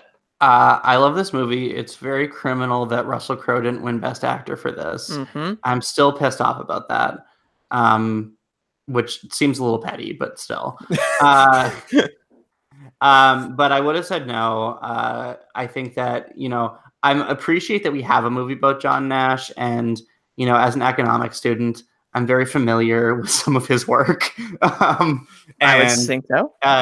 And worthwhile looking into if you haven't studied Nash equilibria. There's something else. So I gotta say no, but good movie. Matt, can you fill in the last spot? Probably not. But literally because I think I only have like 3 movies from my list that haven't been brought up. I'm going to movie I'll probably get a no, but I'm going to bring it up anyway, is 1988's Rain Man. This movie is fantastic. Dustin Hoffman, Tom Cruise give 2 of the best performances of their careers. It's a really, really wonderful movie about brothers and kind of realizing that you can't change your past, but you can sort of make strides to make a better future. And that's what's important, not really sort of focusing on things that you could have done better in your past. And I think that's a really interesting narrative that a lot of movies don't choose to talk about, especially in this way. So, definitely Wapner. Definitely Wapner. Manning, what do you say about Rain Man? Still gonna have to be a no for me, just because I think the performances are great. There is nothing, And the story in itself is really nice. This isn't one of those movies that I would consider like all time just yet. And that last spot, I'm gonna be picky. I'm gonna be real picky. But I think this might be Tom Cruise's most underrated performance, like bar none. I think I like him more than in Rain Man. Just throwing it out there. So see Rain Man if you haven't, because Tom Cruise shows you again he can act, and Dustin Hoffman's also fantastic. Ryan, what do you say about Rain Man? Unfortunately, I also have to say no. It's a good movie. It's just not the one I would go with. And I haven't seen it. No, there we go. Manning, it's back to you. All right, I'm going to throw it out there just because I think this movie, while not as old, is one movie that has, and it's not from the 2000s, I can tell you that. It's more recent than that, and that is a movie that I believe is going to be in the same breath as we talk about movies like, Lawrence of Arabia, Schindler's List, as we go down into the year's future. And I think that's Moonlight. Moonlight is my favorite. The more I watch this movie, the more I appreciate it, and the more I just adore what Barry Jenkins has done, what James Laxton has done. It's beautifully paced. Nicholas Britell, it is a beautifully sounding, beautifully looking, and a very intimate portrayal of just human beings living, especially of minorities and people of color, because you don't see that as often in such a fashion that is as intimate as this and as widely consumed. And it's one that I'm shocked the Academy went with when La La Land was right there, when I think I still like La La Land a bit more. But Moonlight is one of those I think has such cultural relevance and such an immaculate creative design behind it, and which shows Barry Jenkins as one of the best at this time, and acting that is phenomenal. Mahershala Ali, Naomi Harris, even Janelle Monáe in the little time she's in there. Trevante Rhodes, Andre Holland. These are immaculate performances, and I just want to throw this out there because this is a movie that I know we'll be talking about for years later, and one that I think is a touchstone of 2010s. But anyway, I'm going to go first on this. But and a bit of backstory. On the episode Gone with the Wind, Manning gave me homework to watch Moonlight. And Didn't do your homework. as of this date, I still have not seen it. Oh, So I hope you see it by now. But yeah,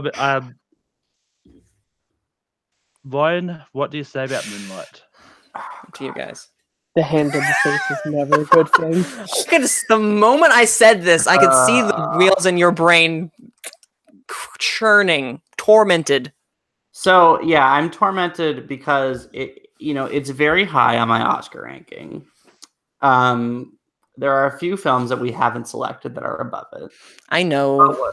What I'm afraid of is that if I don't vote yes on Moonlight now, we're gonna get something worse than it on this list later. Oh God, I love this movie. It's really, really good. And I don't know. I think that you know what God. Flip a coin. I'm sorry. I gotta vote no. It's just it's so good, but I think that it eases off the gas a little bit in Black, and I just I love the first two acts of that movie are so pitch perfect, and I think the end is great, but it's just not quite as great as the beginning of that movie. Is it the part where the setup is about where his life is at that moment? I'm guessing is what it is before they interact. Yeah, kind of, but yeah, it is, and I don't know. I feel that. I don't think that. And I think that it was wanting for something that last little bit of the movie, which is why I think it eased off. But it was, and it's an impeccable movie. I thought it was better than La La Land, and I appreciate that it's part of our Best Picture oeuvre. But I'm so sorry. I'm sorry to everybody who loves Moonlight. Hey, you're hurting only yourself at this point. It looks like.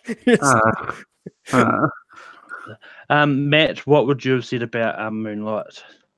Moonlighting was it was a great start to Bruce Willis's career, of course. Before Die Hard, he was on this show. I haven't seen Moonlighting, and I haven't seen Moonlight either. So I could have voted yes, and it wouldn't have been a problem. I actually see Moonlight right now, but the movie. Then you can say yes.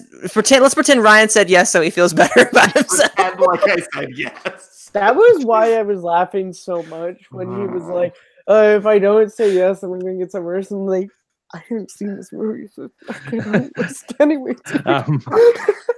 Wow. Anyway, Ryan, what is the one of the better films you think should be the last spot? Bring us home, Ryan. I'm not picking The Godfather Part 2 because I know it's going to lose.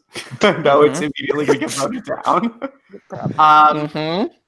Wise. You know what? There are some great movies that I want to nominate, and there's one that's, I think, while it may not be one of the greatest movies of all time necessarily, I think it's a very good movie, and I think it's a good movie from the era. So, and I just want to throw it out there. If you all want to reject it, that's fine. But I really love All Quiet from the Western Front, embodying the early Oscars era. And I think it's a great early war movie, and really enjoyed it. So All Quiet on the Western Front. But yeah, Matt, what do you say about All Quiet on the Western Front?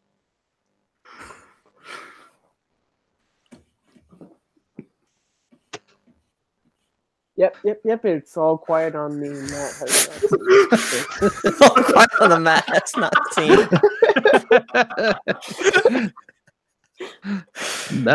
Manning.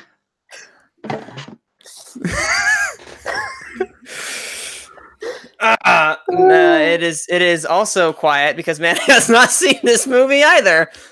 Which I need to get onto, but because I read the book, but not the movie. Wait, I can't read the movie. I haven't. Well, yeah, you know what I mean. I'm gonna say no, just for the reason I don't think we should have two movies that are about being quiet. So we've already got Silence of the Lambs. Oh, okay, there you go.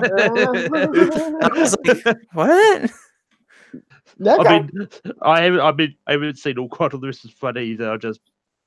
Okay. Well, that's fine. Throw it out there. Good job. Hey. I'm gonna go for Back to the Well of 2000s because I'm aware it's probably getting late for most people. And I'm gonna go for the Vulture standalone movie, also known as Birdman, or the unnecessary long title that they give it. Yes, but Boardman, or the unexpected virtue of ignorance. That's Why the one. Not? But yeah, no, I mean, this is one that I do love. I do think Keaton should have won Best Actor at the Oscars for, but I also don't have a problem with Eddie Redmayne winning either. But but I saw this for the first time this year, and I do think that like Emma Stone, Michael Keaton are really great performances, and even Zach Galifianakis, who's normally known for comedy, it shines in this, in which it's not a comedy; it's more of a drama-ish. But yes, Birdman is on the table. Matt, what do you say? So this came out 2014. I wish Manny knew me back then, because this was one of the years where I saw every movie nominated for Best Picture. And I would have so preferred if Grand Budapest Hotel or Theory of Everything or American Sniper won Best Picture over it, because I saw it was my number. It was low.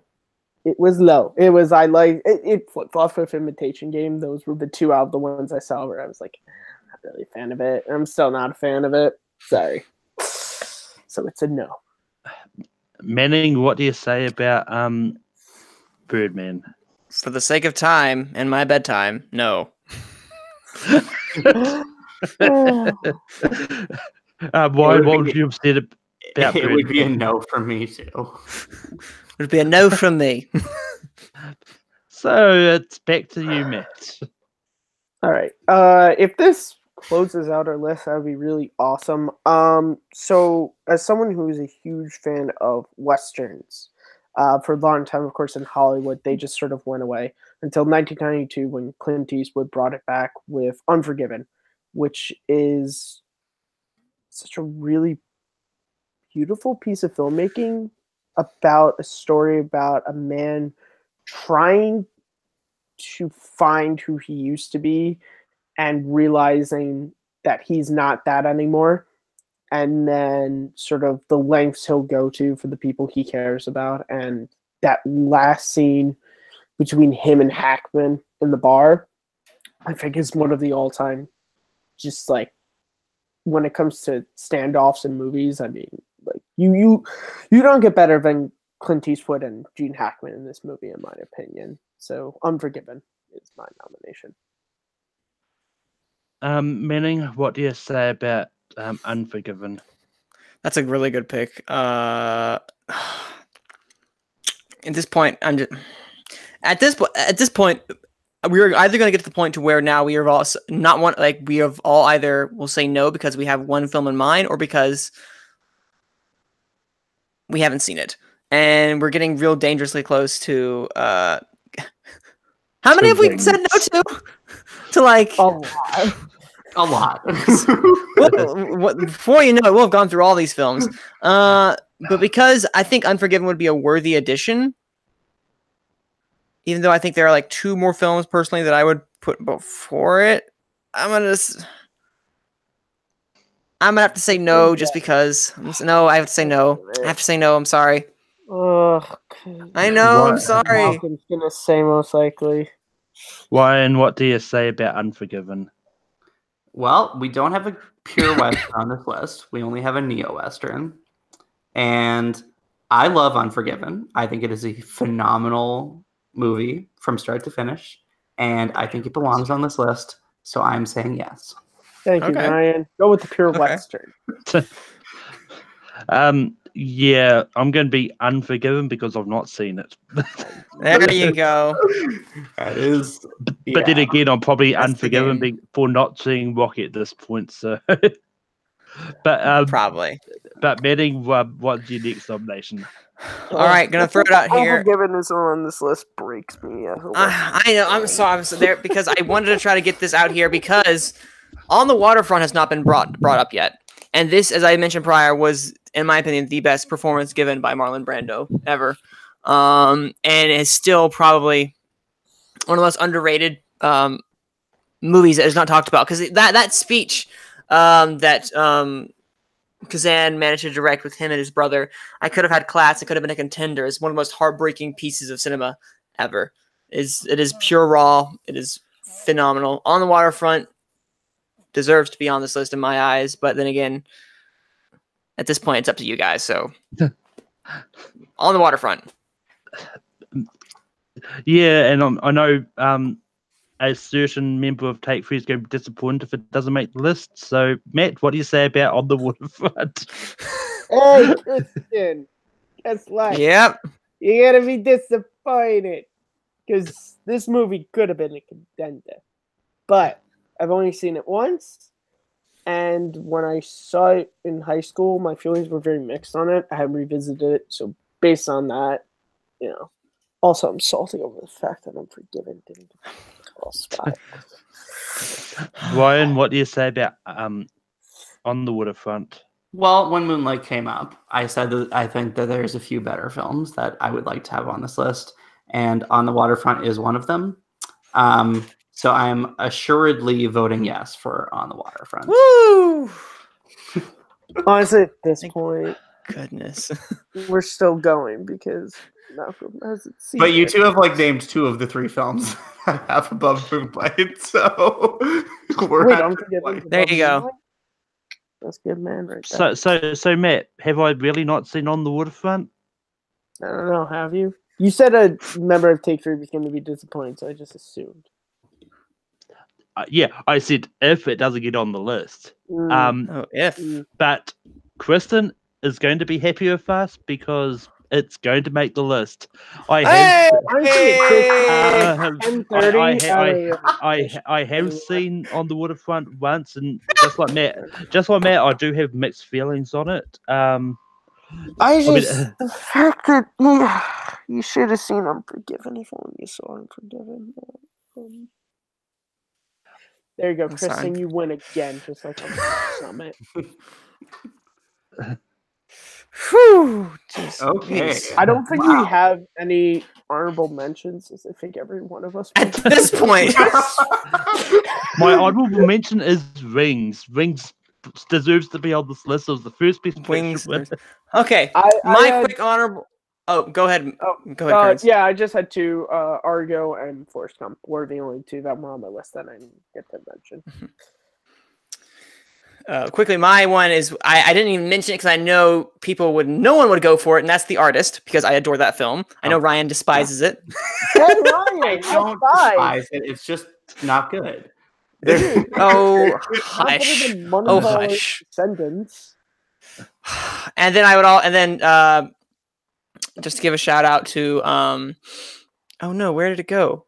Did I don't know. Go ahead without me. I think that was it. That was it. I would like to give 3 very fast shout outs. I'd like to give a shout out to The Departed, which I really like. I would like to give a shout out to Kramer versus Kramer, which I really like. And I would like to give a shout out to Patton, which I really like. 3 movies I've never seen. You've never seen weren't you there for The Departed? Weren't you there for The Departed watch long that we did, Matt? No, I wasn't a part of it because I haven't seen The Departed. Departed. But yeah, I mean, for me, like Departed and Kramer versus Kramer were on my list. I also had Shakespeare in Love on mine. I do love Shakespeare in Love. Oh no! Hey, it's not a bad movie. And I mean, also had like Forrest Gump, and even though the dickhead who's on my wolf and Baby Driver was in this movie, I do like American Beauty as well. So I do think I do think it's a good movie. Yeah. But anyway, we get to the fun part where we oh god, when we rank so I may have to bring up the tie because the chat kinda is dead at this point. At this point, 2 hours. The chat, I think this rank we're dead. Dead at this point. But so we may have to bring out my my random reel to decide. But we'll write down on a bit of paper or whiteboard what we think should come in at number 12. I got a phone. Well, that works just as well. I forgot to grab my whiteboard. He's gonna find it. I just so many. Ben-Hur, Rocky. Hey, are on this list. I'm broken. Graciously, I am in an office where paper and stationery are plentiful. There you go. But, yeah. But Matt, what do you have for number 12? Of all the movies on this list, this is the one I haven't seen, so it's No Country for Old Men. Manning, what do you have for 12? I also have hold on, can you see that? I saw it stump. See that? Yeah, I saw yes. No Country. Okay. No Country. Ryan, what do you have for number 12? The Sound of Music. Aha, there you go. And just because I haven't seen it, so I can't judge it against all the other ones, but it's probably going to get higher. I've just got Schindler's List. Oof. Oof. But No Country for Old Men is going to be number 12. This is hard because these are all fantastic. That's why they all won Best Picture. So There you go. Yeah, there's Good not a ones, bad guys. movie on this list. I know. So I mean, I've got Schindler's List still. Matt, what do you have for 11? Sound of Music. You say that? Manning, what do you have for 11? I had Bridge on the River Kwai. Are you? And Ryan, what do you have for 11? I like the other The two. Sound of Music. Well, Sound of Music is at 11. But anyway, Matt, what do you have for 10? Casablanca. oh, don't you dare! Don't you dare! Oh, I will. Oh, I will. Manning, what do you have for 10? I still have Bridge on the River Kwai. I might change it Oh, though don't if you dare. Malcolm, if Ryan, what do you- Matt gets close. What do you I have for have- 10? Bridge over the River Kwai. Yeah. Oh yeah, it is over. And I mean, I've still got Schindler's.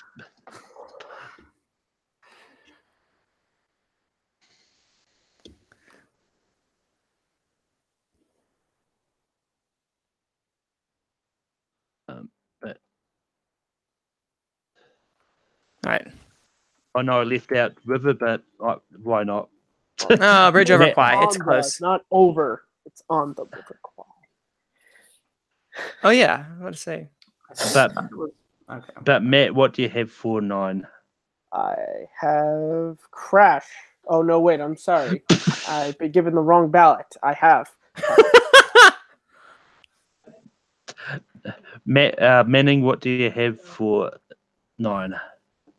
Okay, I totally forgot this movie was on the list because I would put this sooner. But The Godfather. Oof. I Ryan, know. What do you have for 9? I have Gladiator.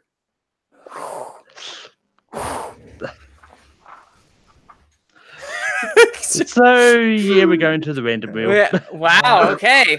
Wait, Random can we wheel it know is. if the chat is there. The chat might be awake now. That we're let me Doing something. I mean, the last comment is cool guy talking when we're talking about Silence of the Lambs. So Oh no, someone just said Casablanca. That's Matt. That's you. What are you talking about? Hey, we never said we couldn't put our names in. Wow. Wow. Shit, I should have signed in to a different YouTube. I have another account that doesn't have my name on it. I should have signed into that. but you didn't. And then, But you damn it! You didn't. Oh. All right, so we've got Casablanca, I Godfather. swear, if Casablanca. No, Look, I don't- if The no. Godfather or Casablanca are below Gladiator, there's a problem, people. Oh, Fair. fine. Fair, Really, but if any of the 3 movies that you all have picked are below Gladiator, we have a real problem. Schindler's List, Casablanca. Ryan's like, you guys are crazy. Gladiator. I don't understand. Listen, I don't understand me either sometimes, but here we are. I understand myself perfectly. Right, the wheel is spinning. Oh no. What have I done? Come on. And it's Casablanca. No! Boom shakalaka. What have you all done? I don't know. I did this to myself. This is what I did for picking The Godfather. This is what I get. Well, I mean, we can all blame Jake, who was supposed to be on, who didn't. Yeah, Jake, respond. what up? I got their Yeah, social I hope he's okay. But anyway, Matt, what do you want for? Hold on 8? one second. Hold on here.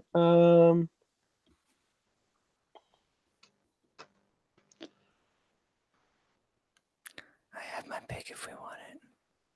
I have Spotlight. Manning, what do you want for number 8?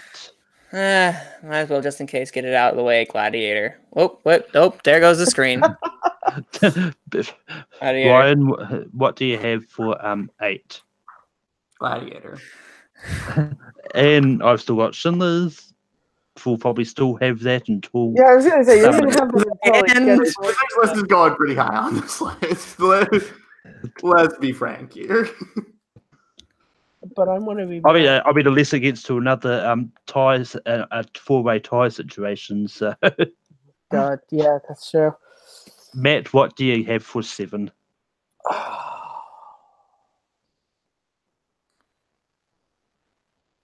On the waterfront, just to piss off Chris. Manning, what do you have for 7? I have Spotlight. I just love the lot. Matt decided to change the answer. Yep. So that's why I was Spotlight more than Why- I like what on do you- the waterfront. What do you have?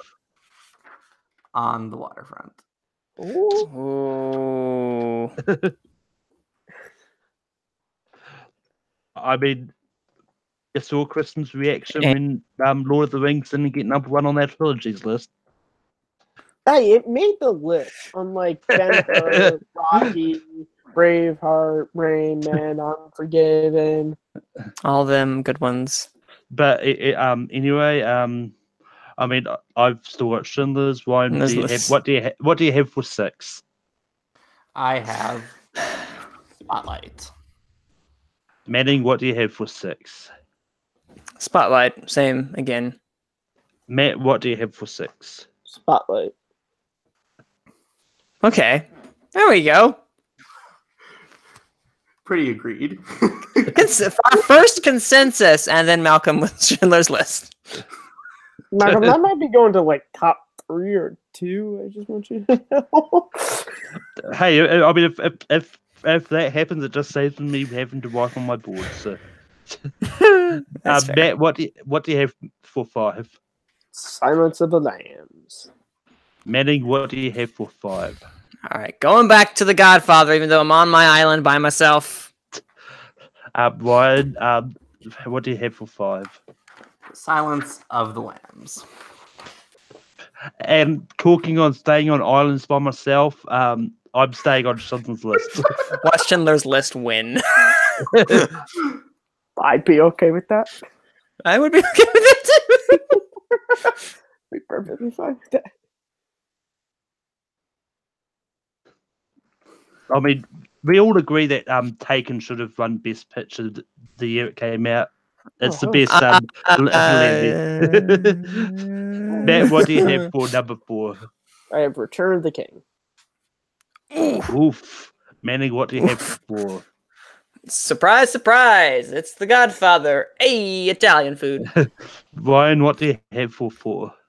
I have Lawrence of Arabia. Oh no! Oh no! We have Back to the randomizer we go. I should have picked The Godfathers to save Return of the King, but then... Yes, you should have.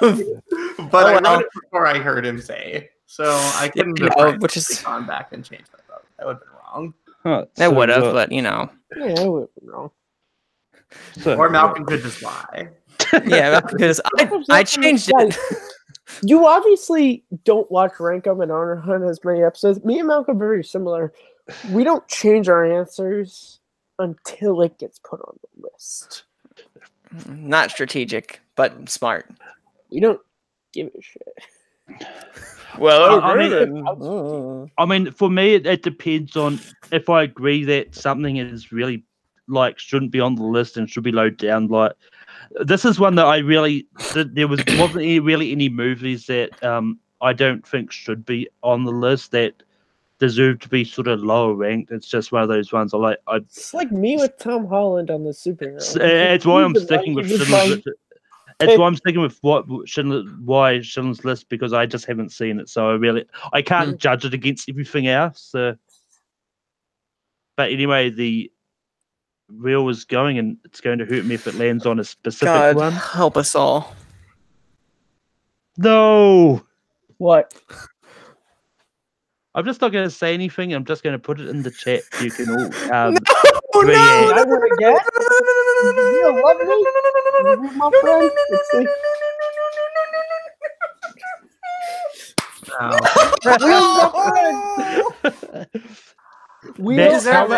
I love you, randomizing. We deserve this. I'm pretty Wow. sure. I'm pretty sure that's how back to Lord of the Rings got third on of the trilogies. I figured it had to go down to a random thing. But Hey, anyway, if I was on there, would have been number 2 or 1. Okay. Just to be But I totally wouldn't clear, Lord of the Rings would have been my number one. But, It was my favorite movie ever. Hey, my number 1 Same. got knocked out in nomination, so I don't. Fair. but anyway, Matt, what do you have for 3? Lawrence of Arabia. Manning, what do you have for 3? I still have the Godfather. Like, okay. Ryan, what do you have for 3? Lawrence of Arabia. Of course. Oh boy. And I've still got Schindler's. Me and Manning are just staying on an island. I mean, you know what? Oh well. Oh well.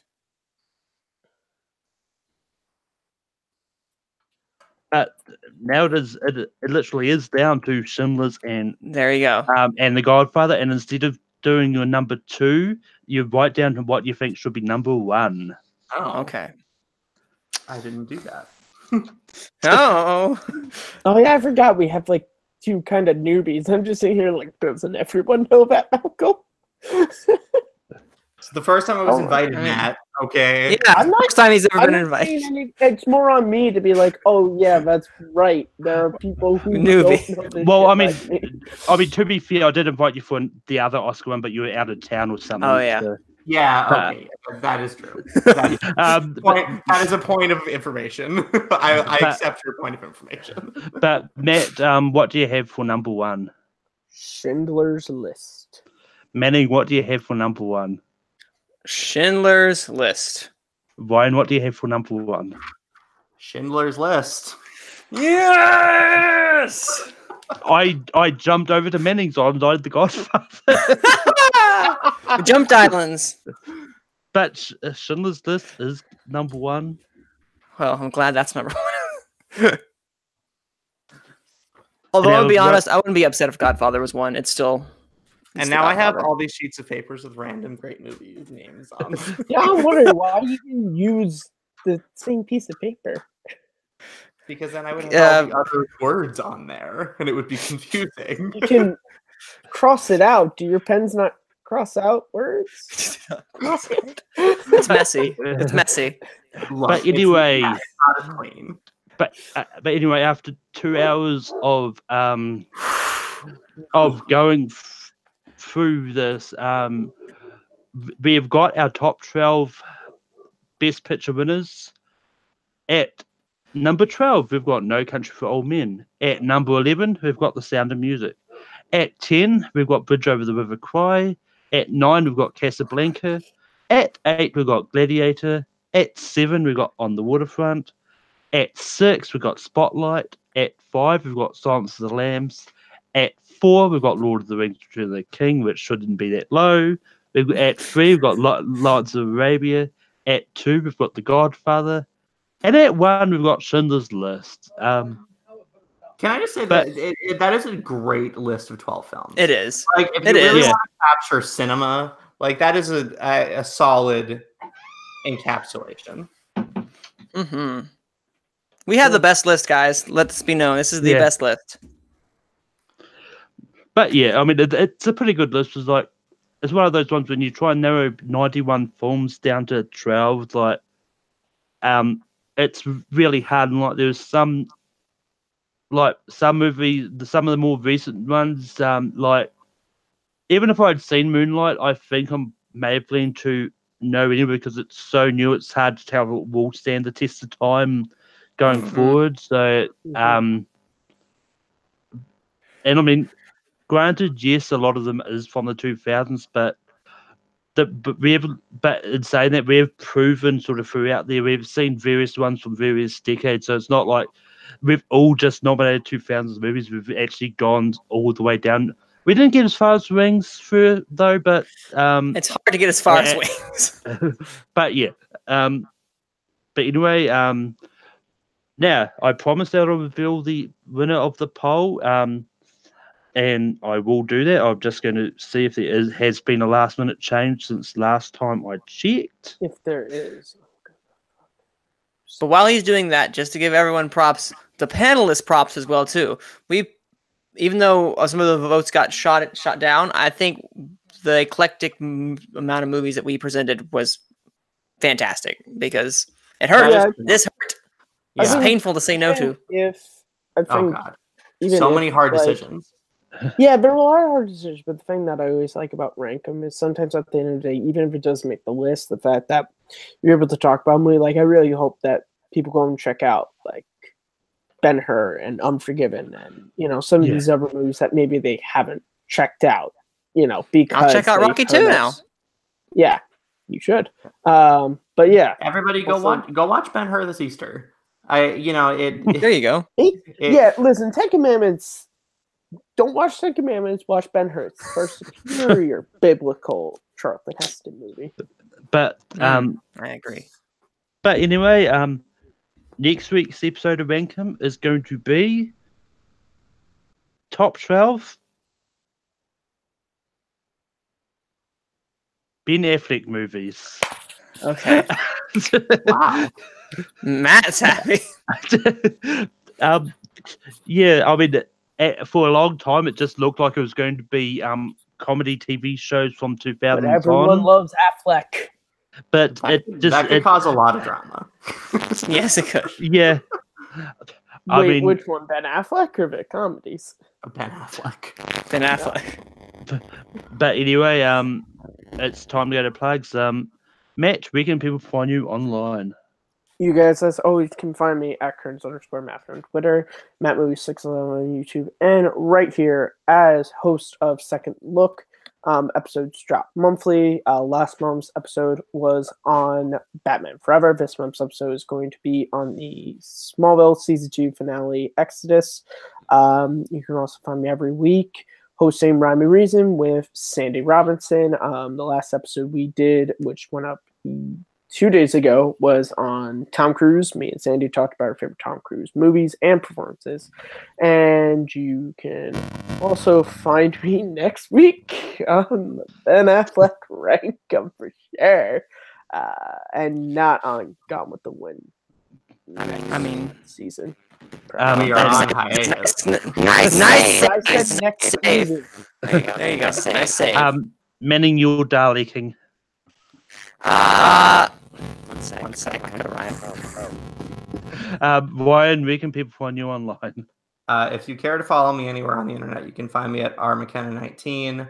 And when Gone with the Wind comes back from its hiatus, go check out that show. And thank you so much for having me, Malcolm. It was a pleasure. This was a great episode.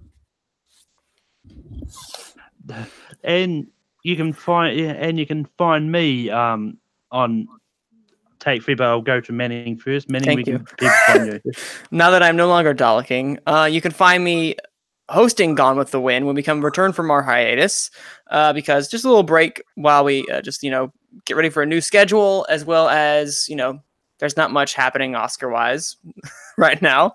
We're gonna find a new format, so look out for that. It's gonna be really cool. I'm gonna look also for your Apple Podcast feeds. Keep an eye out for that. I'm gonna see what I can do about that.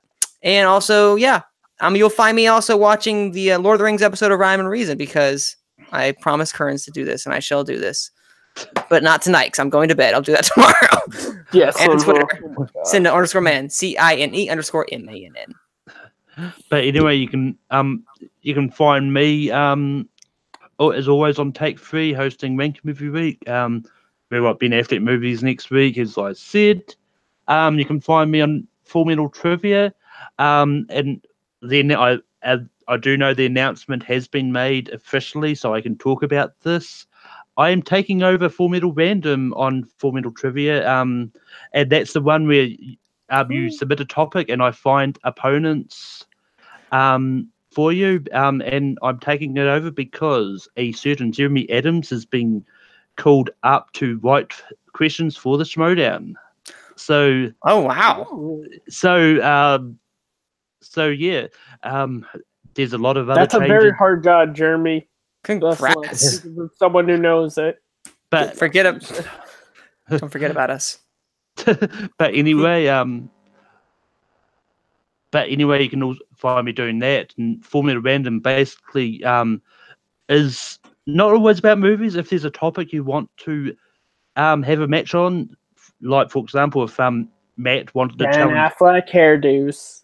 Get her done. Well, that's not where I was going, but Okay. for Well, example, where were you going? No. well, for example, if Matt wanted to challenge Sandy to a Star Trek match, which includes the TV and movies as well, then we can make that happen. It will be a match. So yeah, so Formula Random is a whole lot of things. I'll probably explain it better once I get used to the idea of it, explaining it. But I'm also a multiplex competing in trivia all over there. Me and Manning have got a team match coming up against insert name here. And you can also find me on Twitter, Letterboxd, and Stardust at Malcor. And until next time, see you when we rank 'em. We lose one match.